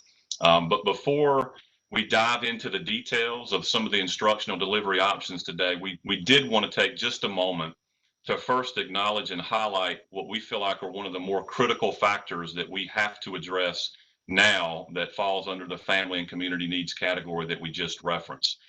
We recognize that in any model that we might adopt outside of perhaps plan A that might allow for full face-to-face instruction at some point, childcare will be an important consideration for both our families and our teachers and instructional staff. As is the case in so many aspects of this ongoing work, academic advancement has been working with the communications department and other district teams to reach out to various community partners and organizations to collaborate on possible resources and ideas for support that might be possible in this area. And so Tim Simmons, I believe, is going to jump in here for just a moment to share an update on this work before we turn it over to Mr. Pittman to continue with the presentation. Tim? Thanks, Drew. And yeah, so there we go. Good morning, board members. I'd like to walk through this slide with you. As Drew's pointed out, you know, sort of one of the elephants in the room if we end up with landing on a blended schedule is, what do we do about daycare? And I want to, well, it's not a bullet here. I do want to make clear that we'll use daycare as the term, but in our discussions with the Y, we have focused this daycare in a way that it has an academic component to it. We don't want to leave the impression that we're simply covering the clock, so to speak. The idea of daycare through the Y and our other providers is one that started back in the spring. You know, we could see that this was coming, but got particularly serious a couple of weeks ago. That's when the academics team met with a team from the Y, and we discussed essentially roles that both groups would have to do in order to come to a place where we had created enough slots for the daycare to match the need. So on our end, we are and will continue to calculate the estimates of the slots that we need. And by that, I mean, as Drew just pointed out, there are literally dozens of different ways that you can blend a schedule. All of them have an effect on how many slots you ultimately need to provide. The Y will convene partners, both public and private, throughout the county. That will likely happen, at least tentatively at this point, on the 29th. They may start with just our city rec programs, but we do not think that the Y's capacity and the rec programs capacity will be sufficient. We likely will reach out to churches shortly after that, if not at the same time. And as I said earlier, private providers. And then we will work together to seek private funding to subsidize some of this effort. Neither organization has the resources to simply stand up daycares on their own budget. So we're going to need some outside help on this. And I anticipate that effort will also start probably within the coming week. There'll be additional information we'll share with you prior to the June 30th meeting that's been referenced a couple of times here, so that we can keep you informed along the way. I think probably the words that I would use is we're encouraged, we're very optimistic. I wish we could just lay a plan right now into the PowerPoint and you would see that it's all taken care of. But like so much of what we're doing now, it's we're covering a lot of ground in a short amount of time. It's of course a recurring theme. And as we adjust to the health data, the health guidelines, and the information we're getting from staff and from parents, So the keyword here is flexible, but the conversation is well underway. It's clearly something that both organizations would like to accomplish, and we're very much rowing in the same direction to get that done. So we can get to questions at the appropriate time, but in the order of the presentation here, I believe that this would go back to Brian. All right, and good morning, members of the board. It's my pleasure to be with you this morning. This morning, I will be walking you through some options for structures for reopening the schools instructionally. As we get started, I want to quickly make reference to the charge from the state with regard to this. As you know, 3 plans have been established. Plan A has minimal social distancing and reflects all students being back in the building at the same time. At the other end of the spectrum, you have Plan C, where we are fully in remote instruction and no students are attending school in person. And while those plans are conceptually easier to envision, Plan B certainly provides a middle ground that is more abstract with more moderate social distancing and a cap of no more than 50% on our schools. And so that is just sort of a foundation of what we'll move into on the next slides. In the next few slides, we will begin to process through some of the options for structures for learning and for instruction as we return to school in the Wake County Public School System. As Mr. Cook shared, this is a critical piece of the puzzle, but it is certainly intricately connected to the other discussions that you are having as a board and that you and we are having with our community. As you see on the screen, we will be talking through several possible options. It's important to note that we could have listed easily 100 or more different options, as there are many, many different ways to slice the pie. These options reflect discussion of all 3 plans, A, B, and C, as called for by the state, and feedback and discussion within our district about possible options for reopening. The options we'll talk through include Plan A, or the Plan A model of being fully in person with daily instruction. Again, at the other end of the spectrum, we have Plan C with fully online instruction. And finally, we have options that reflect choices within Plan B, including a plan to prioritize younger learners in pre-K through grade 2 by having daily face-to-face instruction for those learners, while students in grades 3 through 12 are fully online. And the last 2 options listed that we'll review are blended instruction, where students at all grade levels attend based on a rotation, either by day or by week. For each option, we'll go through a small process similar across all options. I will share with you some key information, including pros and cons, and where we have information, some details about fiscal implications at a very, very high level at this point. After each option, we will stop and reflect and then clarify. We will not be trying to rule options in or out during this presentation, although you may individually begin to sway towards an option more than another. The goal today is simply to provide information and clarify so that we can continue our discussion and move forward quickly to our next presentation and approval of a decision and action steps for implementing it to benefit our students and our teachers and our community. Finally, before we start with these options, please keep in mind that based on our last discussion, we will be offering the option of Wake Virtual Academy, regardless of which option that we move forward with. While we'll bring you more details about the Wake Virtual Academy in this setting next week, I do want to address some of the initial questions that came up in the conversation yesterday. At present, the structure of this program would keep students, for the vast majority of instances, assigned to their assigned school and thus keep resources at that school. We have prioritized the need to not disrupt budget and allotments to schools at this time with such a short window of time before school begins. I hope that information helps to provide you some clarity on some of the questions that you were asking yesterday.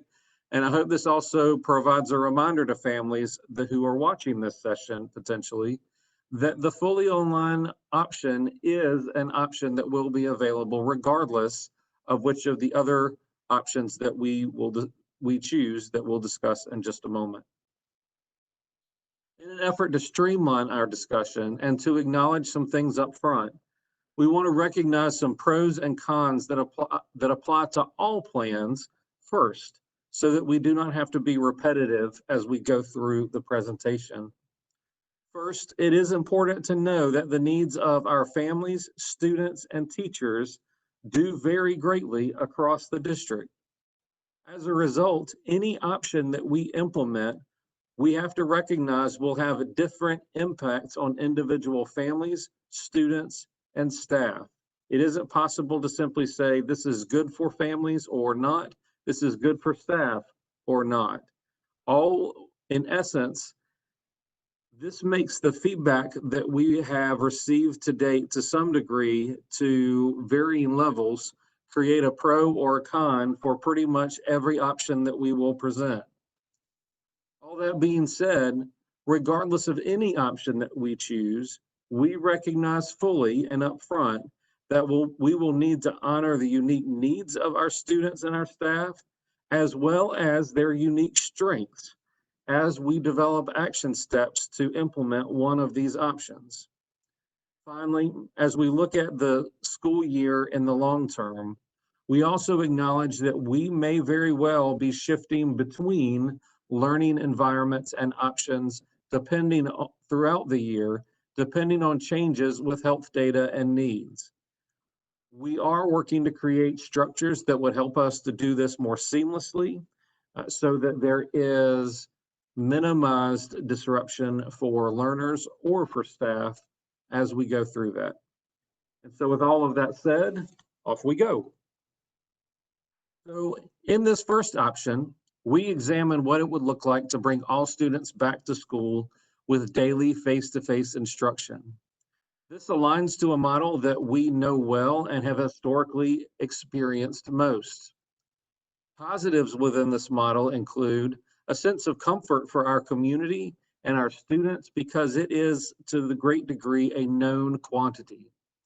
Instructionally, it does provide an opportunity to ensure that students have access daily to rigorous and responsive instruction. Also, we know that this structure will provide us the most robust ability possible to provide interventions and address social and emotional needs of our students. Finally, there are certainly economic and workplace positives for parents in having the certainty that students will be in school daily. Challenges related to this model are several. With regard to effectively staffing this option, we do know that returning to the classroom would be significantly difficult for a number of our staff members. Dr. Mutillo provided you some data on this yesterday. Also, it would be extremely difficult, if not impossible, to implement social distancing guidelines in this model, particularly as it relates to movement within the school, as mentioned earlier, class transitions and such, and movement within the classroom. If we were to attempt to fully or as fully as feasible implement social distancing within this model and this option, implications that we would have to take a look at would include, but certainly would not be limited to, transportation costs that would be significant as we would have to essentially have rolling arrival and departure at schools and the need for multiple double backs. And as Mr. Schneidmuller shared in his presentation, I believe last week, the need to add additional time between tiers. And put simply, we would likely need to adjust the start and stop times or the bell schedules for nearly every school in the district in order to implement this with social distancing to the degree feasible. Also, in regard to facility needs, if you recall Elizabeth Sharp's presentation, where she shared with us that in order to achieve social distancing in classrooms, we would on average need, and it's averages, and we've noted that different school buildings are very unique, and we're going to have to take that into consideration.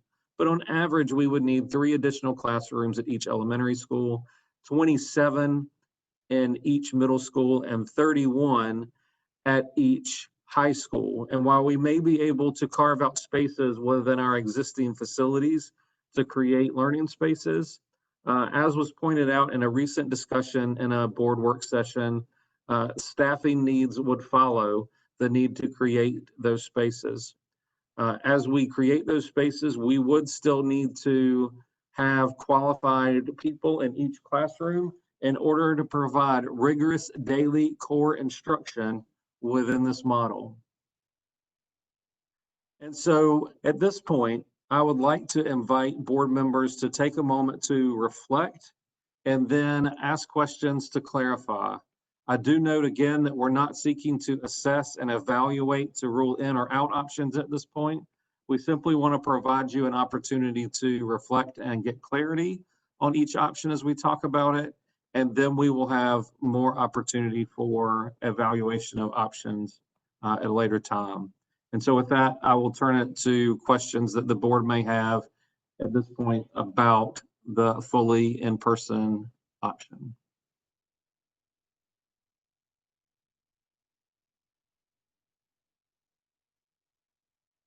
Mr. Blumberg, did you have a question? Or was that your hand raised from another time?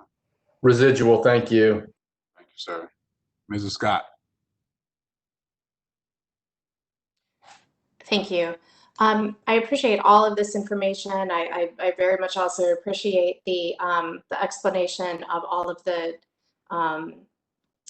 everything that to acknowledge all of the variety of needs. When we're looking at some of the non-core subjects in person, I'm curious where the guidance will come from for things like band. I know some people have been asking about, are we going to be able to have marching band in the fall? But where will that guidance come from? It is a great question, and it will come from smarter minds than mine. For example, Kelly Creech and her health team that you heard from just a moment ago. As Kelly mentioned, they have worked hard to provide some of that broad-ranging guidance on interactions and processes, and are now working, I believe one of the list of collaborations was around performing arts. CTE is also represented in that conversation, as is athletics and other members of the team or areas of interest, so that we can then move that guidance from something general to the school as a whole to how does that flow into, to use your example, Ms. Scott, how does that flow into having a band program, a choral program? And so that information is forthcoming, and that health team will be working on that in conjunction with other teams in the district. Great, thank you, I appreciate that. And then I'm sorry? I'm sorry, Ms. Scott. I was just going to add, there's also some state level guidance from some of our performing arts groups, for example, that has been developed that I know Freddie Lee Heath and his team have been reviewing.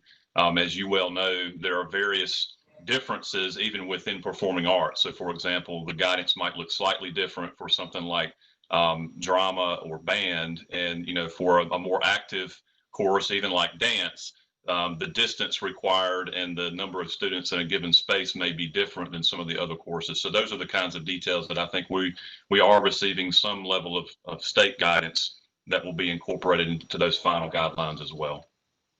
I appreciate that, and I've been following the guidance for collegiate bands, and as they're approaching their own marching season, and it's you know, it's not consistent in different parts across the country. Rather, it's not necessarily consistent. So I know that's very complicated, and I appreciate that is something that you're including in your consideration.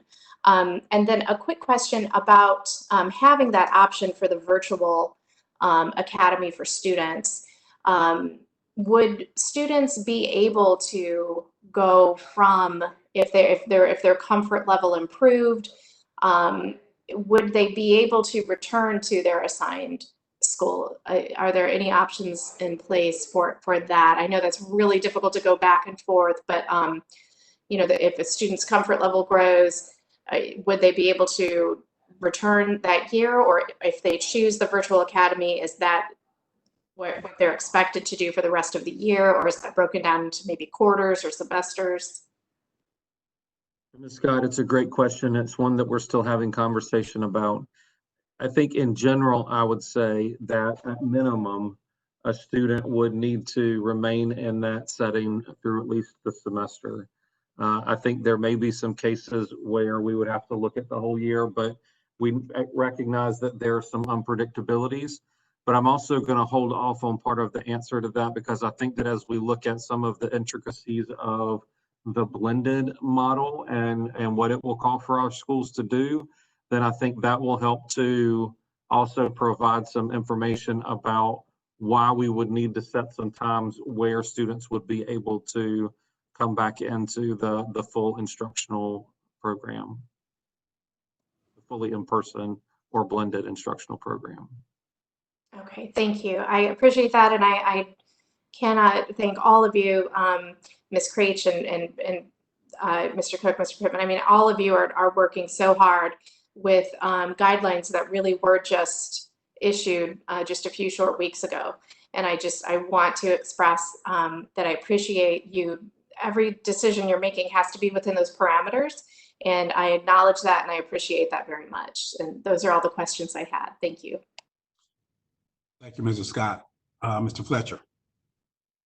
Thank you, Mr. Sutton. As we're considering what full in-person may look like, have we thought or calculated what a changed capacity model might be using distance learning as that guide? So of a building, an elementary school that today has a 600 student capacity, if we apply distance learning to that campus, that new full school that's able to practice distance learning or social distance is only a 400 student school. And therefore that would be considered full in place. If there are 400 students who come to that school, it would be full, but it would be able to maintain social distancing with that lower capacity number. Any calculations or discussions about things like that?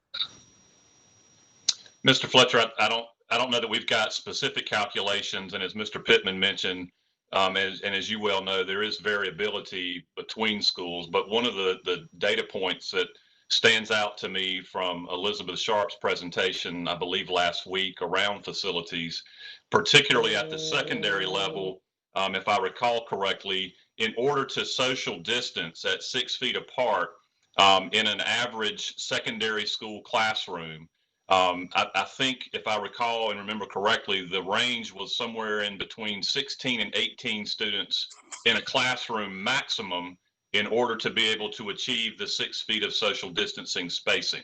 And so I think what that would, I think, lead us to believe is that there would have to be a significant reduction in the day-to-day attendance of students, at least in our secondary schools, to your question, Mr. Fletcher, to get us down to that number where we'd be able to appropriately social distance, at least based on the recommended guidelines when it comes to that at the state level. And so, I won't use the number 50%, but as you well know, we've got high school classrooms that have 30 plus students routinely.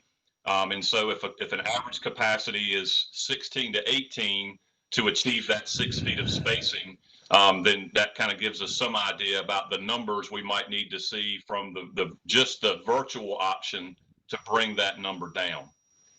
Right, so that those who couldn't make it in the building would wind up in a virtual relationship with the school. Okay.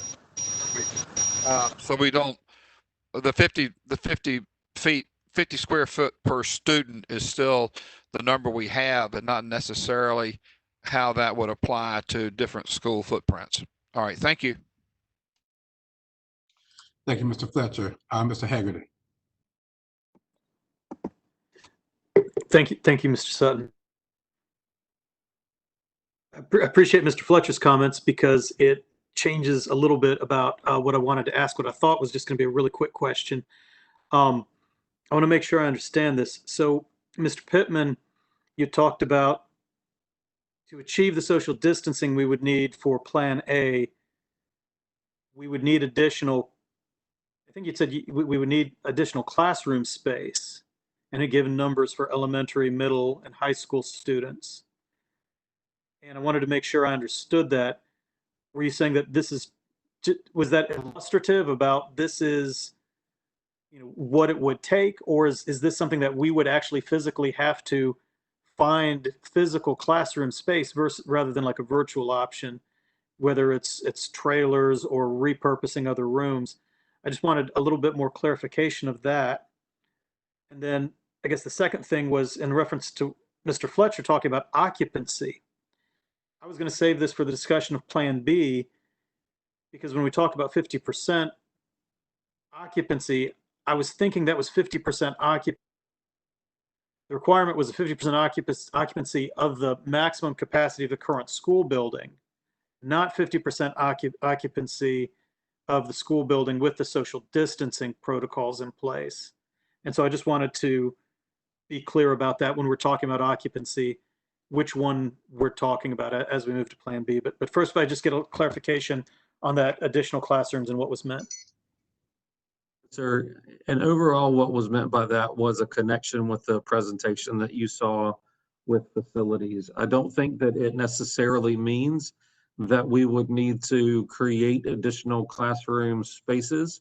In many of our schools, and we've talked about the variety of floor plans and needs and sizes of our schools, I think that going back to that facilities presentation, it's simply a reference to, if we're going to have all students receiving face-to-face instruction and deliver the social distancing, then based on that information from facilities, we would need more spaces. In some cases, we may be able to do that with spaces that already exist within the building and being creative and repurposing. On some campuses, it would be that we would have to look at what would additional spaces look like. And I think that that's something that we would have to look at.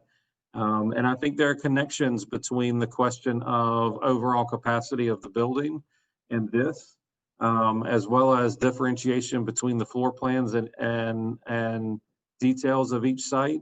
And it's something that if we were to go back fully face-to-face and implementing social distancing to the degree feasible, then we would be at the point of needing to evaluate each individual campus to see what that would look like and what is a plan that would work.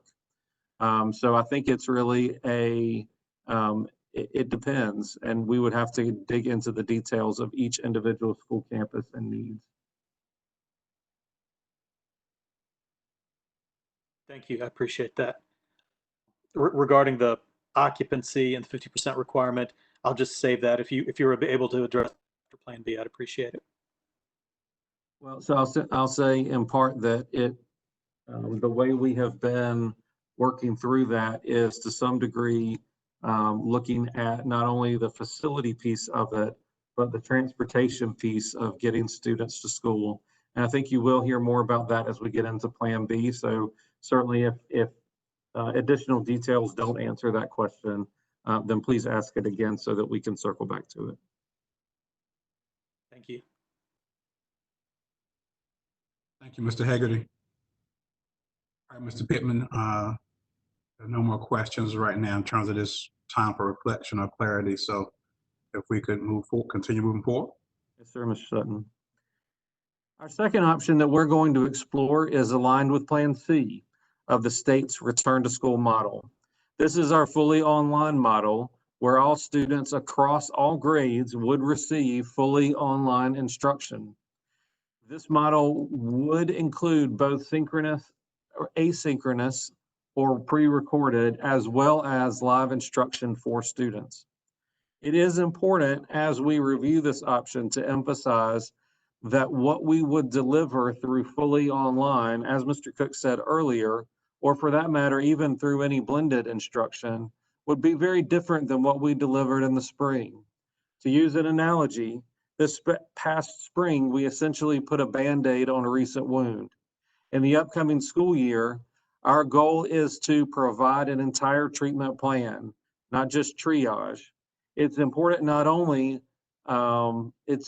to not only provide a well-crafted plan of treatment or instruction in this case, but also to determine the strategies and supports for achieving long-term goals. I think, as I said to you in the last presentation, the need to not only address any gaps that may have been created in the spring, but also to be sure that students have an experience that have them ready to grow towards their learning experiences that come next.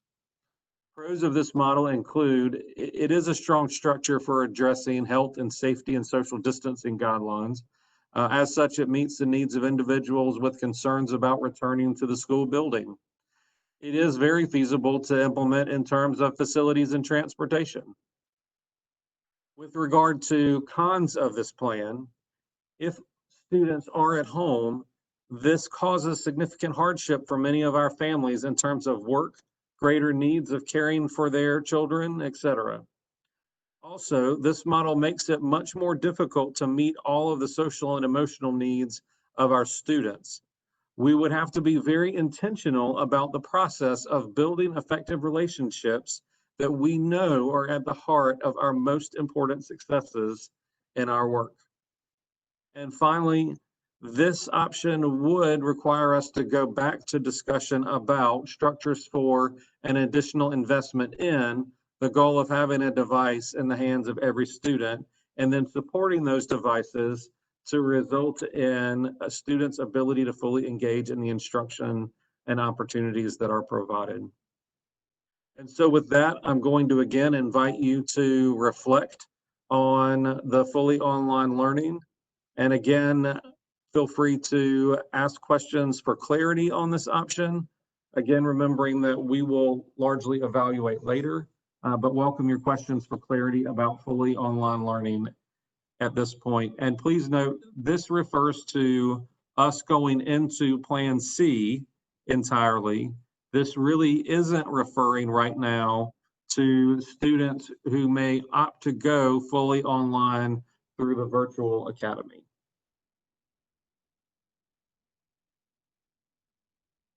Mr. Fletcher, okay, you removed your hand. All right. Dr. Martin. Yes, thank you. In reflecting on this, I'd just like to highlight a couple ideas that came out of my discussion with a bunch of NCAE folks last night. And it's something that you've all heard me talking about before, but I think it's important when we talk about the fully online model that we be careful not to equate remote with electronic. As many teachers emphasized that, there's only so much screen time that can be effective. And parents have emphasized that as well, as have many, many research studies. And so for a fully remote option, yes, there will be aspects of, online electronic technical delivery, but teachers emphasized a need for a lot more printed materials, many more texts, and as well as some shifts to the curricula that we have been advocating the last several years, because particularly our ELA and math curricula have been designed for a very engaged, interactive kind of learning process. And anybody who knows much of anything about education knows that that is preferable, which is why we're moving in that direction.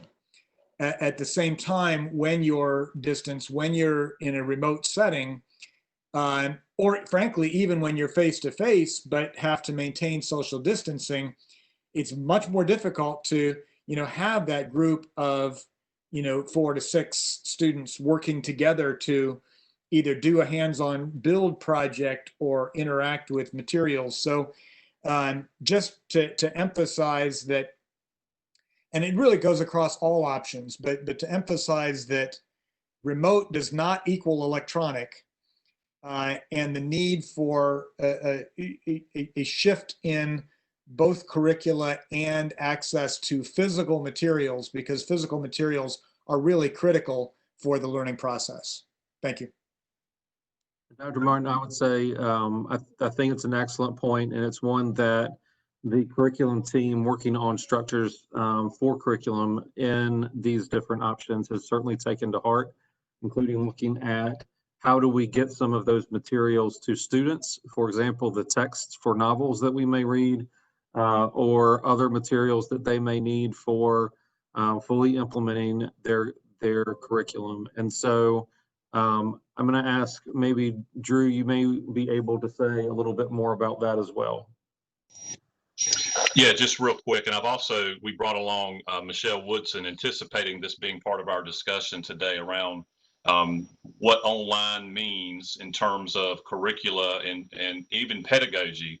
And as Dr. Martin, you pointed out, I think over the last few years, our teachers, many of them have made significant shifts in their practice in a traditional environment. And I think what we're talking about now is really almost another evolution of the shift where they're having to, in some cases, relearn how to implement and embed some of those same practices in an entirely different environment. And just in yesterday, in reviewing some of our teacher panorama survey feedback, I think one of the most significant areas that our teachers are seeking professional learning is around exactly what you just described, which is how in a digital environment or in an online instructional environment, how do we continue moving forward with the implementation of our curricular resources?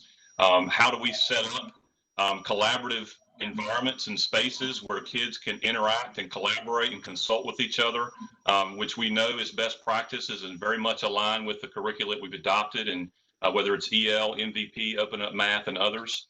And so I think that's something that, in fact, literally as we speak right now, we've got a team of folks that are working around math practices and what potentially an online environment means in terms of professional learning. And we've also been having in-depth conversations with our partners at EL Education about what instruction and practice looks like in a digital environment, be it, Dr. Martin, a fully online environment, as we're talking about potentially with Plan C here, or perhaps in a blended environment that might come along with Plan B. And I appreciate that. I just would like to make sure that we also get into the mix. How do we do non-screen remote engagement?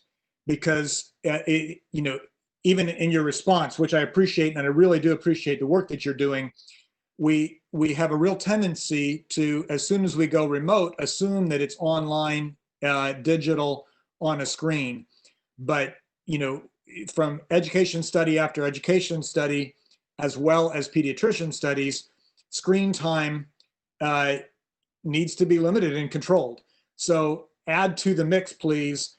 How do we do non-screen related remote engagement? Because I think that's really incredibly important, both for learning and for mental and psychological health.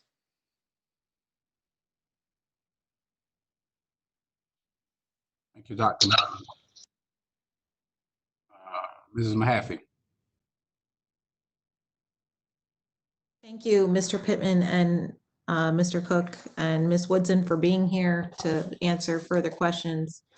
Along the lines of what Dr. Martin was asking, my question is, knowing that we will be having these shifts from A to B to C and back and forth as set by the state, are we working to help teachers set expectations for online instruction, whether it be blended or whether it be fully online, so that they can work with their students during a time of face-to-face instruction, and also making sure that our teachers are very familiar with the resources available to them, and that our students and parents are as well. I think that it's a critical point that we do that. And one of the things that I know that we have looked at, but I think that Michelle Woodson's team has looked at as much, if not more, is that we're going to have to prioritize the idea that the expectations for learning, while the methods may change somewhat and the tools may shift a little bit, the expectations for the rigor of learning and the experiences that we want students to have can't be different between fully in person or blended or fully online. Similarly, expectations around grading and other such things, to go back to a slide that Mr. Cook shared earlier, I think those are going to have to be consistent. And I think the more that we can do that, the more that to some degree will pave a road for us to be able to shift more seamlessly between plan A, plan B, C, or things like that. I do think that your question hits on a need for professional learning and support. Often I think that when we say we need to provide professional learning, then that sometimes connotates that we need to fill a deficit for our teachers. I don't think that that's the case at all in this, but I think that we have to provide a structure for our teachers to be able to connect with each other and to be able to see how their strengths apply across different environments to accomplish what you just said. And there is a team that is working on professional learning related to that, that has a broad cross section of people in it, from academics to great leadership from the Office of Professional Learning, tech services, student support services, and so on. And so, yes, ma'am, that is an excellent point, and certainly a facet of this that's being worked on. And then in addition to that, regardless of what phase we're in, I think communication is going to be key, not only with our teachers and students, but with our parents as well, as we move forward in showing what the implementation of A, B, and C are going to look like, and the expectation as well. Agreed. Thank you very much. Thank you, Ms. Mahaffey. Mrs. Cash.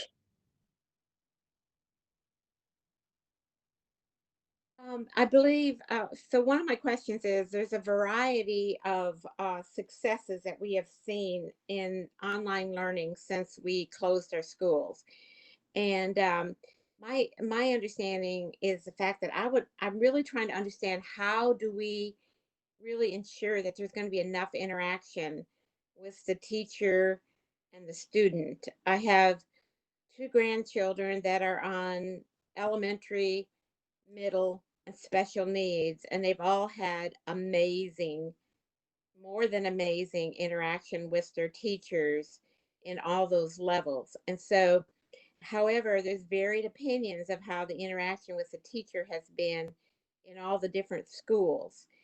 So, are we learning from those schools or those teachers that are doing a really sound job of interacting with their students at all levels?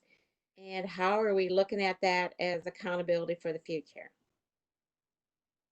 That was a great question. I do think that we're having conversations about where did we find success and what can we learn from that, and who did it create success for? Because as we know in teaching, that instructional strategy works with some and doesn't work with others. And so you have to have multiple strategies to get to the same point if you want to get all students there. So I believe we are looking at that. I also think that it's important to go back to a point that was shared earlier and expand on it maybe. The idea that what our expectations and structures were for the spring, I think that our teachers did a phenomenal job in the spring to make that work in an unexpected and unusual situation to provide great experiences. I also think that as we go into the upcoming school year, there's a shift from supporting our students and finishing the year strong to, now that we have some notice that this was coming, really shifting the expectations around how do we ensure that we have a solid year of strong core instruction and responsive support, and how do we work to make that the experience for all students to have a year of growth. And so I think that comes with some changes of some of those expectations, to your question, Ms. Cash, to say that What our structures were will obviously change. For example, if I were a high school student with 4 courses a day, then I would anticipate that I would have some connection, whether asynchronous or not live or live, with my teacher for each of those classes each day. I think that becomes a question that we need to continue to invest in feedback around, particularly from our teachers. And I think Dr. Martin maybe mentioned the connection with NCAE, and we're working to build closer connections to get that feedback to guide processes. But I think once we nail down the option that we're going with, then what we have prepared to go next is a collaborative process of really trying to hammer out what are the expectations for a variety of things, so that we do have some consistency across the district, so that schools do have some ownership of being able to make decisions within reaching those consistent goals. And I think that will be a fruitful process that we look forward to bringing back to you more information at a later date. Thank you, Mr. Pittman. Well thought out. I appreciate that. Thank you, Mrs. Cash. Mr. Hegarty. Thank you, Mr. Chairman. I want to make sure that I understand this correctly. Earlier in the presentation, Mr. Cook had said grading expectations will be consistent across platforms inside of the board policy. In the spring, as you know, there were challenges in grading. Does grading expectations will mean that you expect there will be graded assignments in a Plan C option, or just that it will, whatever's decided, grading or no grading, it'll be consistent? No, I think our overall thought at this point, and I'm trudging into probably some waters that we're still having conversation about, so I want to acknowledge that on the front end.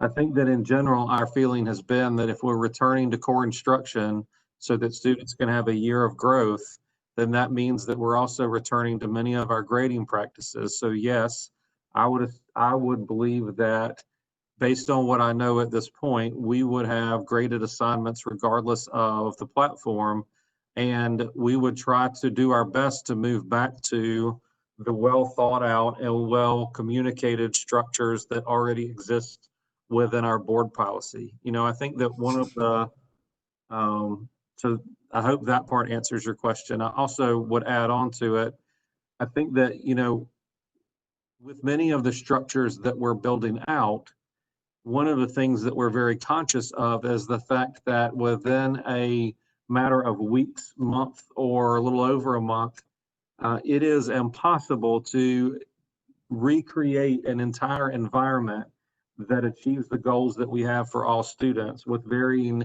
needs and strengths. And I think that we're very conscious of the fact that we need to be as aware as we can of moving back towards what our policy instructs teachers and students to do as it relates to the instructional program. There will certainly be places where we need to provide clarification or adjustment to that. And we're in the process of trying to go through that.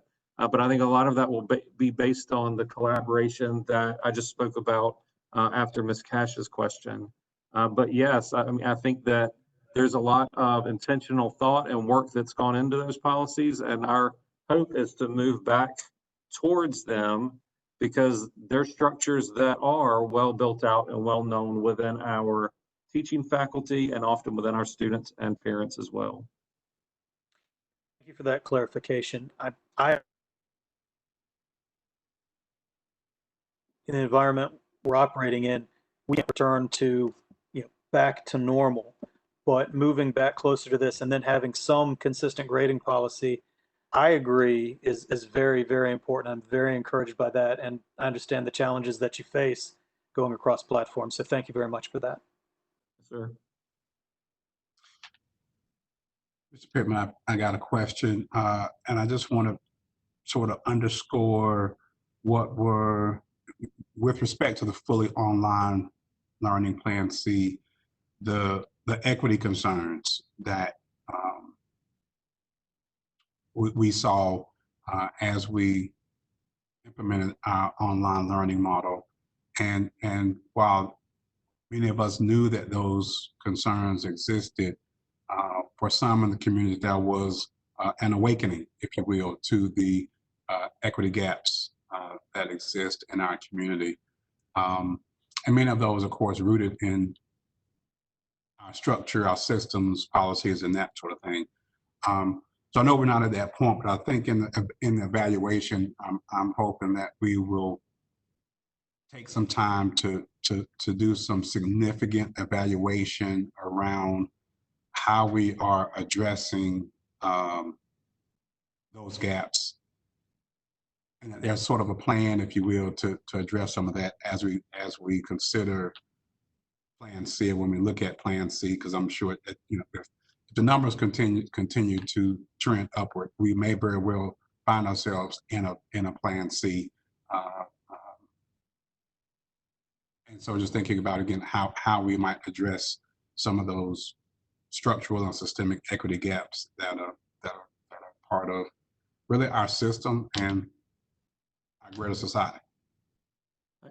I would agree, Mr. Sutton, and I think that I would just add, you know, I think the leadership that Dr. Trice and his team have provided using a cross-departmental group to really begin to look at or really build capacity within us of looking at the choices that we make with regard to structures and programmatic expectations from that equity lens, and how we can be proactive in making decisions from that lens as we create and roll out, has certainly been a helpful part of our thought process. Sure, he could share more about that far more articulately than I can, but that certainly has been part of the discussion and a lens through which we've been trying to look at the decisions that are in the process of being made. So your question and point is well taken. And you speak to it in your first bullet under the cons in terms of challenges for some families, but I just wanted to sort of lift that up more specifically, that that's what we're talking about, and just underscore the need to really be intentional about how we talk about it and respond to it, and address it, or if not, it just kind of continues to just kind of be glossed over a little bit. And obviously what COVID has done in a number of ways is really shed some light on how glaring those gaps and disparities are. So we always talk about them as a district. We continue to focus on them. COVID just has again raised a much, or shined a brighter spotlight on those challenges. And so how we do that as a district, I think is key. Mr. Sutton, I would say too, as we move into this next model, I would say that point and that consideration is going to apply equally with any of the options that we talk about with blended learning as well. And so I think it will apply to the other options as well. Okay. And you make, Dr. Martin, is that a residual, or did you have another question? No, one additional thing I'd like to raise, going back over my notes from my meeting last night with NCAA teachers, they were asked the question, what do they need to be successful in a virtual environment? And one of the things that came up somewhat repeatedly related to the accountability issues that Ms. Cash and Mr. Haggerty talked about, the teachers suggested that they really have a need for some level of parent accountability. And they highlighted this significantly related to integrity. So as we go back to grading processes, any kind of assessments, we need, the family units, the guardians, parents to work with us to ensure integrity of those assignments. And there was a recommendation coming out of that group that we ought to consider putting together a parent orientation for this process, because there are going to be a different level of guidelines, and particularly focused on that aspect where we need parents to be partners in integrity and accountability in this process. So I just wanted to make sure that concern raised by teachers got on the table. Thank you. I would say the parent orientation is an excellent idea, and we can certainly put that into the mix. I also think that it's probably good here to make reference to there's some exceptional work being done within our Title I program and schools in particular around family engagement. And I think that that is going to become an even more critical, it's always been critical, but I think that it certainly will be elevated as a critical factor in any fully online or blended environment that we go into. So again, point well taken. All right, well, Mr. Pittman, that covers the questions for this section. So if you could move us into the Plan B, and it looks like we're nearing the end. So just take us on through, take us on out. Yeah, no, you guys are doing great. You're halfway through the reflection and clarity. You're doing awesome. We're almost there. So the third model is looking at a blend of the two options that we've discussed thus far. In this model, we seek to prioritize the learning of our youngest learners in pre-K through second grade and having daily face-to-face instruction in person, while students in grades 3 through 12 engage in instruction online. To address a significant question up front, the division of providing this break between second and third grade is due entirely to realities of our transportation system and ability to transport students to school. To be clear, some of the assumptions that we're making here within this is that one, we're hopeful that in order to make that work, we would ultimately get permission to transport one student per seat or 22 to 24 students on the bus in each run. We don't presently have that from the state, but we are hopeful. We also assume in the saying that this is a feasible option in terms of transportation is that we're able to field our entire bus fleet in order to make those routes happen. And we acknowledge that that is a best case scenario. And so I feel compelled to say that changes to those assumptions would impact our ability to reach pre-K through second grade on a daily in-person basis.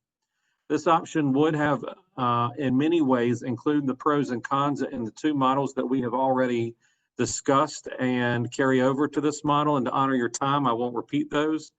A specific pro in addition to that with this option is that it does provide intensive support to early learners, which is clearly an investment into the long-term needs of those learners in the district. Similarly, this aligns to the feedback that several of you mentioned yesterday is coming from the BAC meetings, showing that our early learners may be least able as a group on average to engage in a fully online experience because not that they are not capable, but they are simply still building the skill sets that allow them to do that in the most effective ways. There are several significant challenges with this, in addition to the challenges we discussed with the last two options. First, this would require bell schedule changes for the vast majority of our elementary schools in order to spread them out fully across the 3 tiers of transportation, and it may require that we investigate adding a 4th tier of transportation in order to make this feasible. Second, this option would require some additional staff, although likely minimal, to bring all of our pre-K through second grade classrooms down to the social distancing requirements within each and every classroom. And with that, I'm going to again invite any reflection and questions to clarify on that option.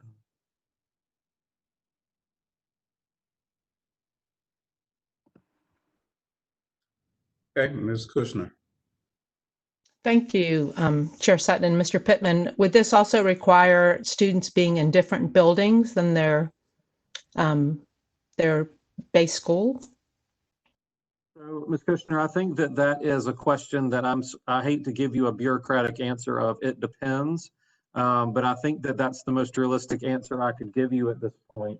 I think if we're looking at having classes of K2 in a building that is built for K5, I think some of that is going to depend on what is the structure and layout. As you've mentioned in the past, we have some schools with some beautiful but yet very unique designs of how they are laid out. And at some schools, it likely would not be a problem at all to have all of the students there. At some schools, we likely would need to problem solve if we went with this option. Whether that would be different campuses or different spaces within the building, again, I think that's going to come down to really involving the stakeholders at that individual school to problem solve, because we can come up with responses and answers, but ultimately it's on those leaders in the building to make it work. Because at kindergarten and first grade, we'll still have to have those students being on the first floor to have first floor egress and entrance and egress, correct? So it would, as you said, depend on the building. Okay, thank you. Thank you, Ms. Kushner. Mr. Haggerty. Thank you, Mr. Chairman. I will just share, based on the parent feedback that we've gotten in our BAC meetings, I know many families would not be in favor of this option. I'm sure you know as well, but just want to throw that out. But just in the terms of looking at these, and I know that the focus is the K through 2, but if we go fully online, grades 3 through 12, we would still have empty spaces and empty buildings, because the K through 2, pre-K through 2 wouldn't fill all of those spaces. And if I'm correct on that, then I wonder, would there be the opportunity to expand that beyond pre-K through 2 to maybe some of programs or students as well who might have similar benefits from that live instruction as those younger? So Mr. Haggerty, I will say that that is something that we are investigating actively and trying to see what is feasible with that. I think both from an instructional point of view, as you mentioned, for some of our extended content courses within special education, I think we're looking at what are the implications of that from an IEP and service delivery. I think there's another piece of that we're actively looking at now. Because acknowledging that that's a viable option we need to investigate is what are the implications on vendor transportation that we use outside of the yellow buses in many cases. And so the question becomes, how does social distancing apply in the vendor transportation? Does that mean one student per vehicle instead of 3 or 4? So excellent point, and one that several groups are looking into and have been for a little while. So I hope to bring you more details on that at a future date. Thank you. I appreciate that and those considerations that you're looking at. Thank you. And Mr. Pittman, just to clarify, just for understanding, is it safe to say that the primary limiting factor and challenge associated with this structure in terms of, to Mr. Haggerty's question, kind of adding additional groups or students into the face-to-face mix, that the primary limiting factor is less about school space and primarily transportation space, depending on what that number ends up being in terms of being able to socially distance, correct? That is an accurate statement, that transportation is a primary factor. I would only add into that, and I will say, as a former high school principal, I have been educated more in the last month on our pre-K program than I thought that I would ever be. There are points in that where I wondered whether I made the right career choices, because there is such amazing work being done there. But I say that just to say one of the learnings that I've had is the intricacies of the additional guidelines and expectations within that pre-K program that I think are an added layer there. But overall, yes, I think that the transportation is a factor that is very much driving part of this.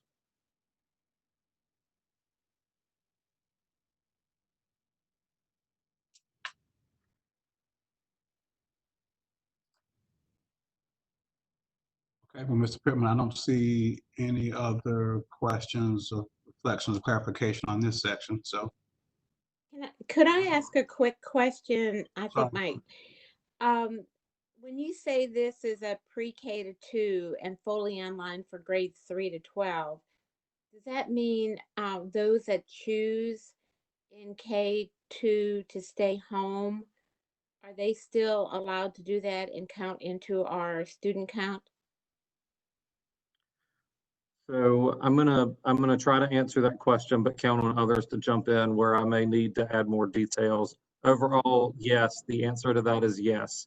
Our students who are online and completely virtual would count as a part of our ADM. I know that as Dr. Mutillo mentioned yesterday, he's working with budget on processes for counting that ADM and how we would do that. And I'm sure more details would be forthcoming on that. Thank you, Mr. Pittman. Yes, ma'am. I apologize, Ms. Cash, if I missed your hand. No problem. All right, so I'm going to move on then to the last part of this, which is blended instruction. And I'm actually going to tackle these two at once, and then we'll do one round of clarification and reflection. So these last two options that we're exploring look at a blended model for instruction. As Mr. Cook indicated earlier, the blended model includes time within the school building receiving face-to-face instruction, while others are simultaneously receiving instruction through a remote instruction at another location. In this first model, we explore the structure of having blended instruction via a day-by-day rotation. In this model, a different cohort of students would attend the school building each day. Students would engage in remote learning during the days that they are not reporting to the school. From a planning perspective, we are looking at the various options of how we could group students. An AB, and I hesitate to use AB, ABC, because I don't want to cause confusion with Plan A, B, and C by the state. So I'm going to do my best to consistently refer to these as cohorts of students that would be grouped together to implement this rotation. So cohorts A and B, which would essentially be a 50-50 split of the student body. Cohorts A, B, and C, which would be dividing into 3 groups of students, and students would attend in this model every 3rd day, or potentially A, B, C, D cohorts, where if we were to go that way, the structure may very well look like I attend, if I'm in cohort A, I attend on Monday, I'm in remote learning for the rest of the week, and on Friday, we have all students in remote learning. It provides greater avenue for building cleaning perhaps, but also for professional learning and perhaps some small group instructional needs that can happen through remote instruction. And so in many ways, which of these options that we go to, AB, ABC, ABCD, is largely going to be driven by social distancing in terms of facilities and transportation realities. At present, we're looking most closely at students in 3 groups, primarily because at this time, we do not have the capacity to transport all of the students who would need yellow bus transportation to school if we divided a 50-50 split of the student body. To get to that 50-50 split, we would need considerable additional support and resources for our transportation team.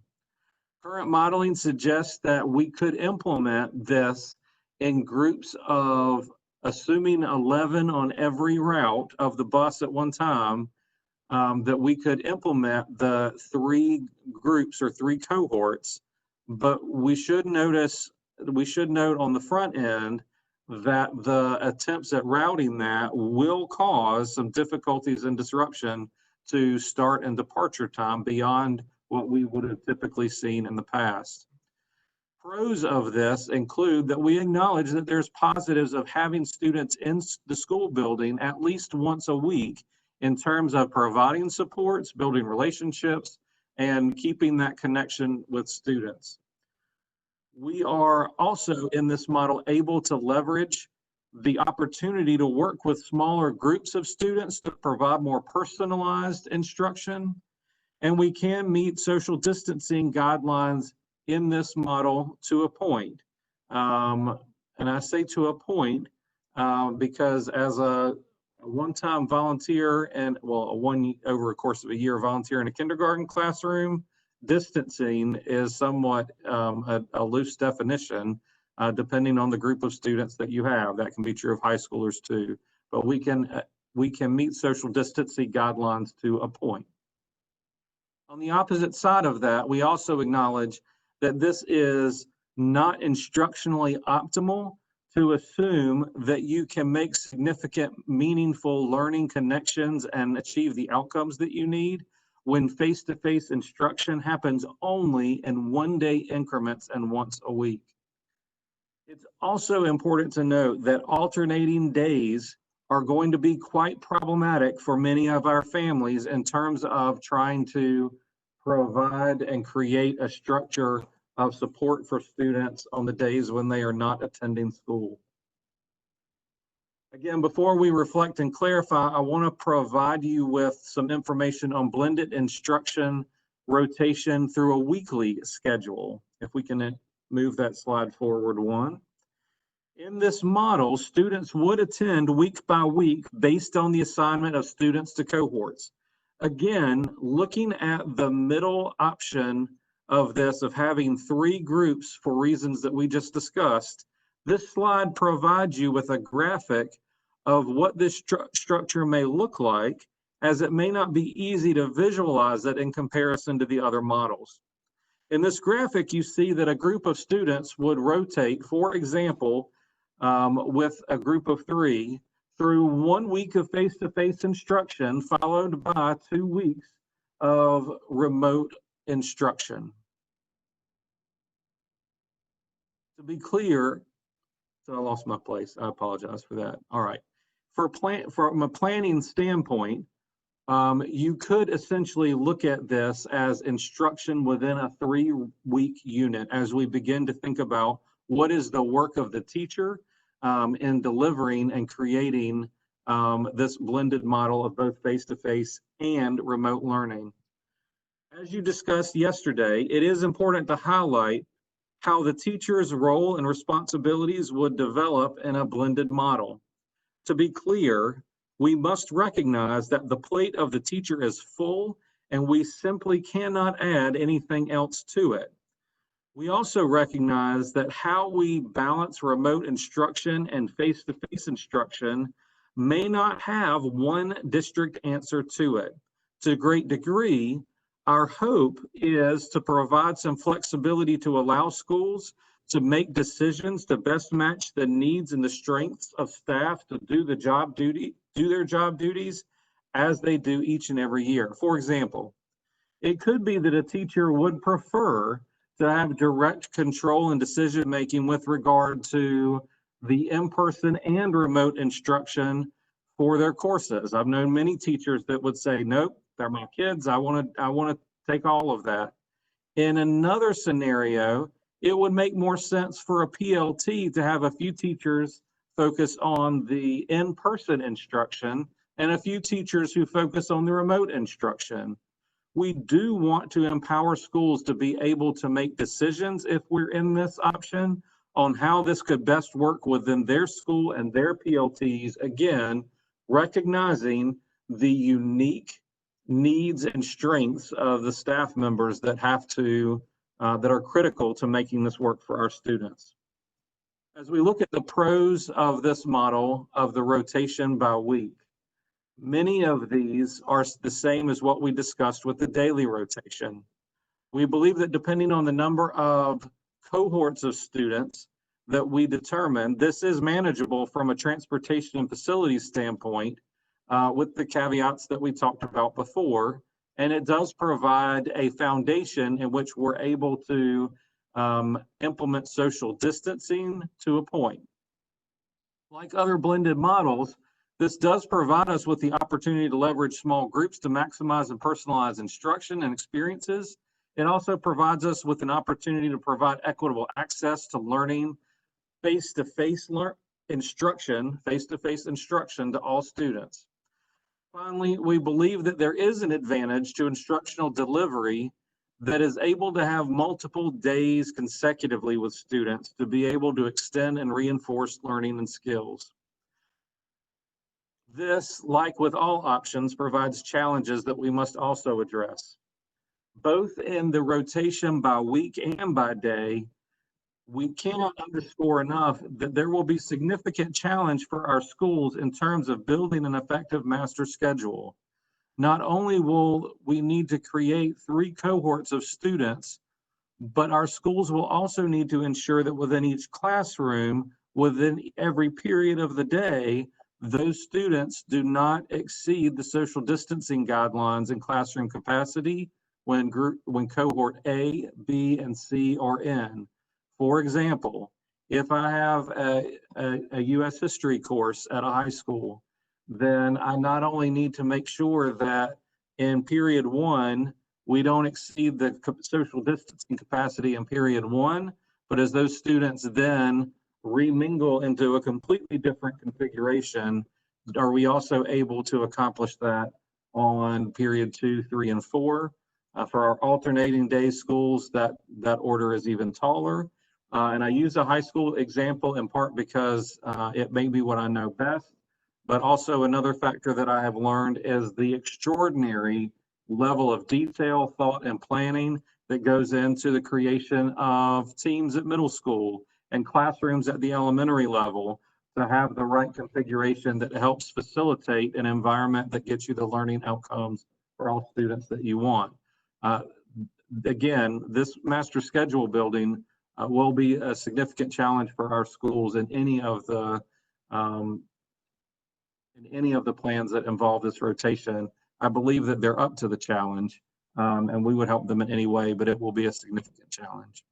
And as with the daily rotation, again, we underscore that there are significant challenges for many families in terms of childcare and work schedules and meeting the needs of their children in a remote, rotating, blended instructional setting. I'd now like to, before I close up with some last comments, I would like to invite the board to be able to reflect on the rotation by day and by week and ask any questions that you have for clarification. All right, thank you, Mr. Pittman. Saw Ms. Mahaffey's hand first. Thank you, Chair Sutton. Thank you, Mr. Pittman. This is probably the most difficult of the 3 plans to figure out how we're going to implement. And I feel like difficult seems like an understatement. And it seems like under Plan B, there really are no great answers. It's how do we best work with what we're given and what we're told to do. I really appreciate you talking about the ability of teachers to partner with a cohort or a PLT to provide that blended instruction. I know that's been the biggest question I've heard from teachers is, under Plan B, will I be required to do, my face-to-face and my online, and recognizing that some teachers do want to do that. And I so appreciate you addressing that. For our high school and middle school teachers and also our specialists at the elementary level, where there may not be a partner or a cohort for them to team up with, if you're taking like a forensic science course, for example, what are the discussions that you all are having for those courses where that PLT or that cohort may not exist within the school building? I think that it's an excellent point, and you're right. I mean, I think that as we look at particularly the blended options, human nature would be to find the option that provides us the most comfort that it can go forward successfully. And the truth is that we're not going to find comfort in this process. We're going to find the option that we believe tags as many of the strategic goals as we have for our students and our schools and our faculty, and figure out which one best matches that. I think to your point on the singletons, there's been a lot of conversation about that. And I think that we started establishing some structures in the spring that allowed some of those singletons to be more connected than they have been in the past. I'll use one example, although there are several. In one case, we were able to take all of the AP psychology teachers across the district and allow them in a platform to be able to connect as a professional learning community, to share resources, to ask questions of each other. How are you proceeding? What are you doing with this? What are you emphasizing? What are you de-emphasizing? And I think that, you know, one of the most critical messages that we can communicate to our teachers is you are not alone in this. And there are lots of resources and supports, and no, there's not a silver bullet, but you are not alone in this. And there are people that care about your success. And I think a lot of times it's not about finding the answers to how to do that, but it's about finding structures that allow for that intentional creation of connection and relationships that are not only so important for our students, they are equally as critical for our teachers. And I think as we find those, we'll find some answers to that question. But I think the best answers to that are really going to come from our teachers and not from central services. There is a discussion too. I believe there's lots of great work that's happening by the Office of Professional Learning on virtual PLTs and PLTs and supporting that, but also some strategic focus on and conversation on how do we support singletons where their PLT really is spread across a wonderful but very large district. And Ms. Mahaffey, I would just to extend Brian's thoughts there, I think another conversation as an example to your question that might be considered at the school level is perhaps designating, you know, online learning or blended learning support or coordinators at the school level, right? So if we've got instructional facilitators, digital learning coordinators that are already in place at our schools that don't necessarily are not necessarily assigned a full-time classroom per se, it's conceivable that we could enlist some of those folks at the school level to assist the classroom teacher who, you know, while every day they're working with perhaps 1/3 of their students face-to-face, we know that within that same building, if not within the same PLT or subject area or grade level, at least we've got some other designated staff that we know will have a structure in place that is contacting and working directly with to provide instructional support to that teacher's students who are working for a couple of weeks remotely. So that's another example of something just in the last few days that we've discussed as a potential option to help provide support to our teachers so that they're not having to constantly toggle back and forth between that remote and face-to-face environment. And to Mr. Pittman's point, we do want to provide flexibility, but we also want to provide some real concrete resources that they have access to so they're not doing this work all by themselves. And I know, I'm sure our CTE teachers are having similar concerns because a lot of those courses are very, very hands-on. And so how do they get that community as well between the online and the blended? And Mr. Cook, you brought up a question.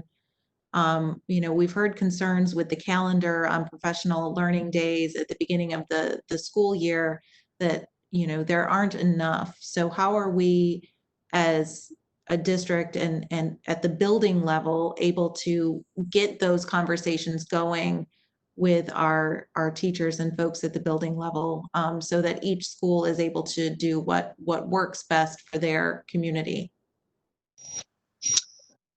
I think on the professional learning days, you know, those were a huge benefit to us last year and being able to move some things forward. The calendar is going to be a tricky companion when it comes to moving that forward again this year. And I think once we determine a final option of what our structure is, then in conversations with the Office of Professional Learning, we've talked about then building based on that discussion. But I mean, it is going to require us to adapt this year in order to accomplish what you did, but I think that we can do it. And Mr. Pittman and Mr. Cook, I have one more question for you, and then I have a couple questions to go back to Mr. Simmons' comments about daycare and childcare. But can we make sure in our communication to parents that we explicitly state who is in charge of making the call between which plan we're in? And I'm not, you know, is this, and also, is this a call by the governor's office for the entire state, or will it be broken down by regions or even district by district? Not really a question, but want to make sure that we're very explicit that it's not the call of the school district, but the call from the governor in consultation with DHHS. Yes, ma'am. And Mr. Simmons, are you queued up? I am. 2 questions for your comments on childcare.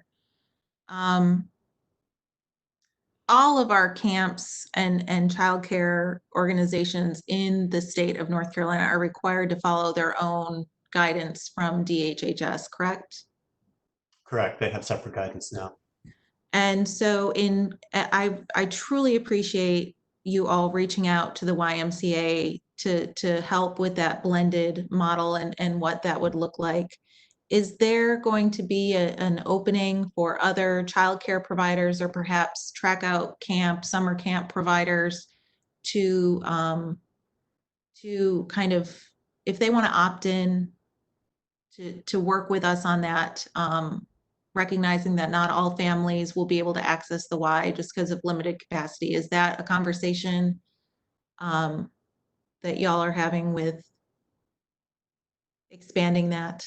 Oh, definitely. In fact, it's going to be necessary to expand the reach beyond the Y and beyond probably also beyond any other rec programs that the municipalities might have, simply because the number of slots is going to exceed the capacity of certainly any single provider, but even the cumulative number of spaces that the providers would have. So yeah, it's a public and private convening is what the Y has in mind.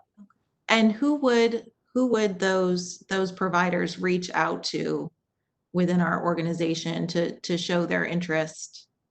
I think actually the Y will be the lead provider or the lead agency, if you will, partly because they're already part of that network, and also because well, basically because if they lead it, we can make more headway faster than if we try to do it through us and then we're just going to hand it to them. So, but they'll be the lead agency. Because they would still have to follow their childcare or camp guidance during that. Yeah, the health guidelines are going to be the same for everybody, regardless, because they are coming from the state.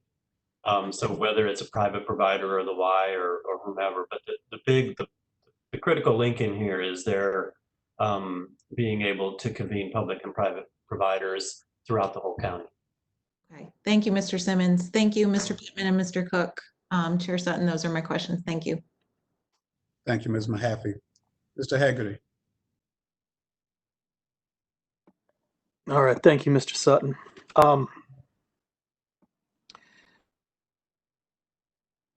As you sum up, Mr. Pittman, I want to go back to something that you'd said before. I mean, I'll be honest, I was surprised by some of these plans based on the state guidance, because with some of the blended instruction days, we'd been looking at 50-50 divisions, trying to reduce the number of students in the building to 50% of maximum capacity. And then a lot of these options are for, multiple divisions of students. And rather than like a week on, a week off, you would have a week on or a week in, 2 weeks out.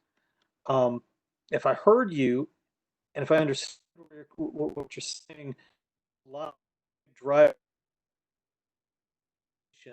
that because of the limits on transportation that we'd have to follow, that it's transportation that's really, again, to use the pun, driving a lot of the numbers about how many students we can have in school at any time.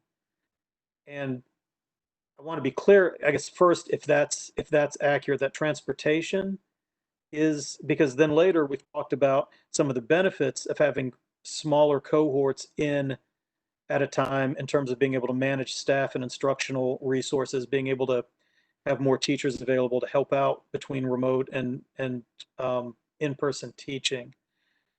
Could you clarify that a little bit? Absolutely. I would only modify what you said to say that the restrictions with which the transportation team must operate within in social distancing are a significant driver of this process. Not transportation itself, but I think the restrictions that they are being asked to work within are a significant driver of this. And I believe Mr. Cook is going to add something to that. And Mr. Haggerty, I would just echo Mr. Pittman's comment there. I would say that one kind of wild card in this conversation, and you well know just in our conversations with another district this week around their virtual program, a wild card that we're not able to quite factor in yet is exactly what the demand and ultimately the enrollment would be in an online program, right, that could potentially draw down the daily attendance to a point that, you know, transportation might not quite be the same limiting factor that we're looking at right now. So I think your analysis is correct in that an A/B, a 50% kind of breakdown would be a real stretch and perhaps even infeasible with transportation the way it's currently set up. And quite honestly, right now, even the ABC in the thirds at 11 per bus is a real stretch. But what we don't yet know is how many students and families might elect for a fully online option, which, as you well know, could conceivably pull down the numbers to the point that perhaps not at the beginning of the school year. There's another scenario here where it could be that, you know, a district starts with the thirds model, an ABC rotation, and then perhaps once the numbers come in and we're clear and the school year starts and perhaps it's evident that the, you know, plan B will be in place for a longer duration, it could be that a district could elect, once we know for sure what our capacity is, perhaps we could move from an ABC type thirds rotation to a 50% AB rotation. But right now, we don't have enough information quite yet to make that determination. And I hope that helps to answer your question. It does, Mr. Cook, and I really appreciate that, because I know that you're having to struggle with a lot of variables, and you have to plan for a maximum number of students that you might have trying to enter the building and not know how many you actually will have. So, you know, there is the idea of, do offer a virtual option, how many people will opt into it? And so when we think about that, again, there's a number of drivers I think parents and families will have about whether to go back to school or whether to try a remote option. You know, a lot of it will be health and safety, but I think a lot of it will also be childcare concerns and the ability for working parents to manage any of these models. There may be parents that when they see what the blended learning looks like may decide in their situation they want to go into a remote option for convenience that maybe they wouldn't have done otherwise. On the other hand, I think we will have a lot of parents that will struggle with the blended instruction and the time that their students are out of school. And just what I wonder about, if transportation is such, you know, a big factor with the limit, and like you said, not transportation itself, but the limits on how we deliver these transportation services. And just indulge me on this. It seems like if a working family had to struggle between the challenges between managing some of the time off for blended instruction against the challenges of providing transportation, I don't know, but I believe many of them would find it easier to overcome the challenge of providing their own transportation than to get the time off of work necessary to accommodate some of the blended instruction days. And I just wonder, you know, we've asked people in the thought exchange, I think the language was, do you plan to use transportation? But I know that there are many parents who appreciate the convenience of the transportation, but working families that might have some challenge with the blended instruction days there might be some that aren't dependent on that transportation. And so I wonder if the challenges we're facing with being able to transport children under these conditions might be able to be solved if you had more families who have the ability to provide that transportation to provide it. I know oftentimes we send out notices to families about, do you intend to remain on the route or not? And we try to get feedback from them. I don't know if it's possible, you might find it redundant to ask the question again, but just if given the choice between struggling with some blended instruction requirements versus providing their own transportation, if there'd be a way to kind of more accurately get that number for families, what might work better. I don't know if it's an option, but I wanted to understand where the challenges were and then suggest that to you. Thank you. Thank you. Thank you, Mr. Hagerty. Mr. Fletcher. I would share Mr. Haggerty's concern that transportation bus loading capacities really should not make this decision for us. And our decision should be based on serving students, keeping our teachers gainfully employed. I'm going to come back to a question that I asked earlier relative to occupancy, and that I'm hearing this and I'm seeing, I know the complexities that a multi-track school has in balancing their 4 tracks and siblings being on the same track and making sure that each track has a robust number of students so the ADM supports the number of teachers. And I'm hearing this AB, ABC, ABCD configuration language, and it sounds very similar to the challenges that a multi-track school has to deal with. If it's all grade levels, then it's amplified by students at different grade levels of schools. I want to come back and just put a slightly different strategy on the table, and that is that we basically say we're going to have in-person, we're going to have remote, we're going to fill our schools, and when they're full, based on that revised occupancy where we can maintain social distancing, then we're going to provide everybody else a remote opportunity, and do so and have that as a clear choice for our community to have, and then figure out how we're going to provide transportation to the number of kids that want to come to school, where families want their have no other option but to have their children attend school. And I'm not sure how we keep all these balls in the air and then explain them to families so they can make a choice when there are 6 or 7 choices that we haven't made. So I would suggest we try to simplify it, and we really base what we recommend on what our revised occupancy opportunities are in our buildings, and then support that with a very robust remote learning strategy. We keep kids connected to their schools for ADM.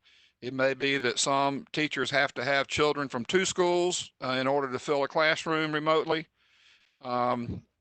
All of those logistics, I think, we can work out once we figure out what the grand strategy is, and I'll just put that on the table for future consideration. Thank you. Thank you, Mr. Fletcher. Mrs. Cash.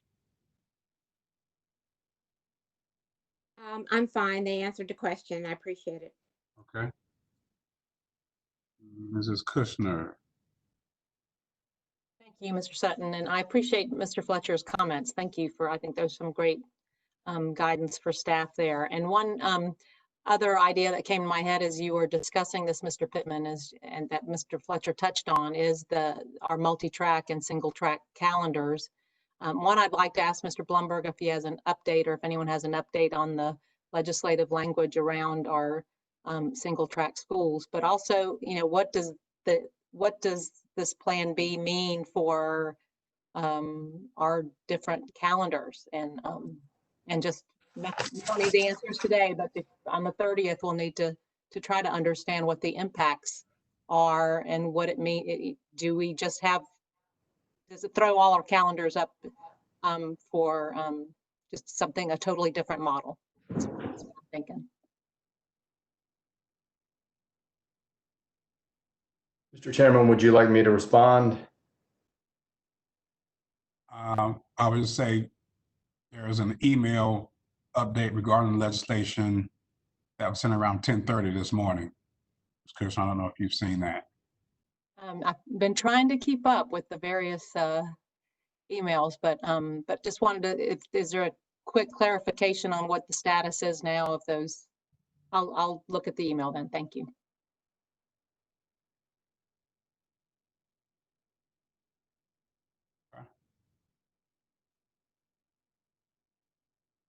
Dr. Martin. Thank you. I had several questions on the line along the lines that Mr. Haggerty and Mr. Fletcher already asked. Thank you for asking those and the clarifications. I do think, in line with what Mr. Fletcher was saying, that sooner as opposed to later, we do need to clarify a finite set of options and get our community to commit, because we really can't do all of the planning for all possible unknowns.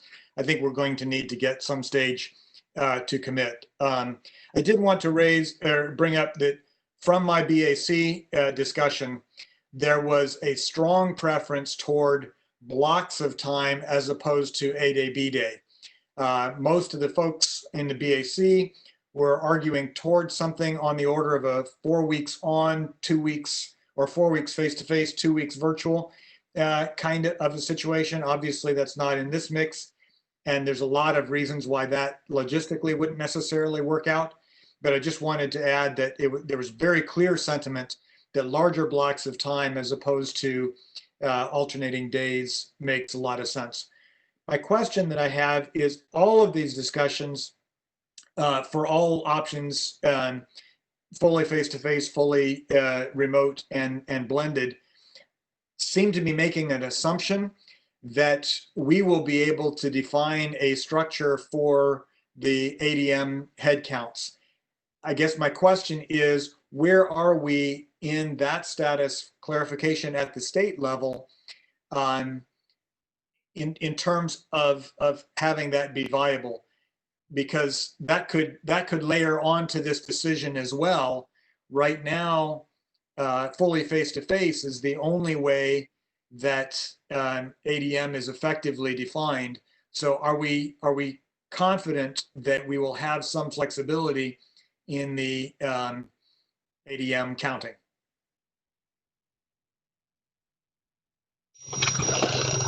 Dr. Martin, I would just say briefly that I don't know that I could cite anything that's formal at this time that provides that clarity. I think there have been reassurances that have provided or been provided by the state, recognizing that our own state guidance outlines various scenarios where large numbers of students, potentially 100% of students in Plan C, would not be attending school face-to-face. And so there's been some reassurance, but nothing official at this point that I could specifically reference. And that's exactly my concern, because we have many cases, like, to fully implement all of the Department of Health and Human Services guidelines requires a lot of additional personnel and infrastructure. And so you can give out this guidance, but if you don't give the funding to support that guidance, then you have things that seem to be contradictory. And that's just my concern here, that right now there is this contradiction that given the state says we need a plan for option C, one would think that there is this going to be that option. But until that's clarified, how does this discontinuity get resolved? So thank you. We got to just stay tuned. And I think we would acknowledge and share the concern about operating within assumptions. And I think the sooner we can get formal clarity, the better we'll feel. Yes, sir. Thank you.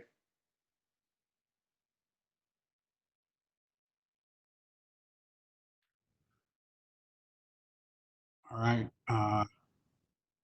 Mr. Pittman, that does it for our questions. Does that complete your?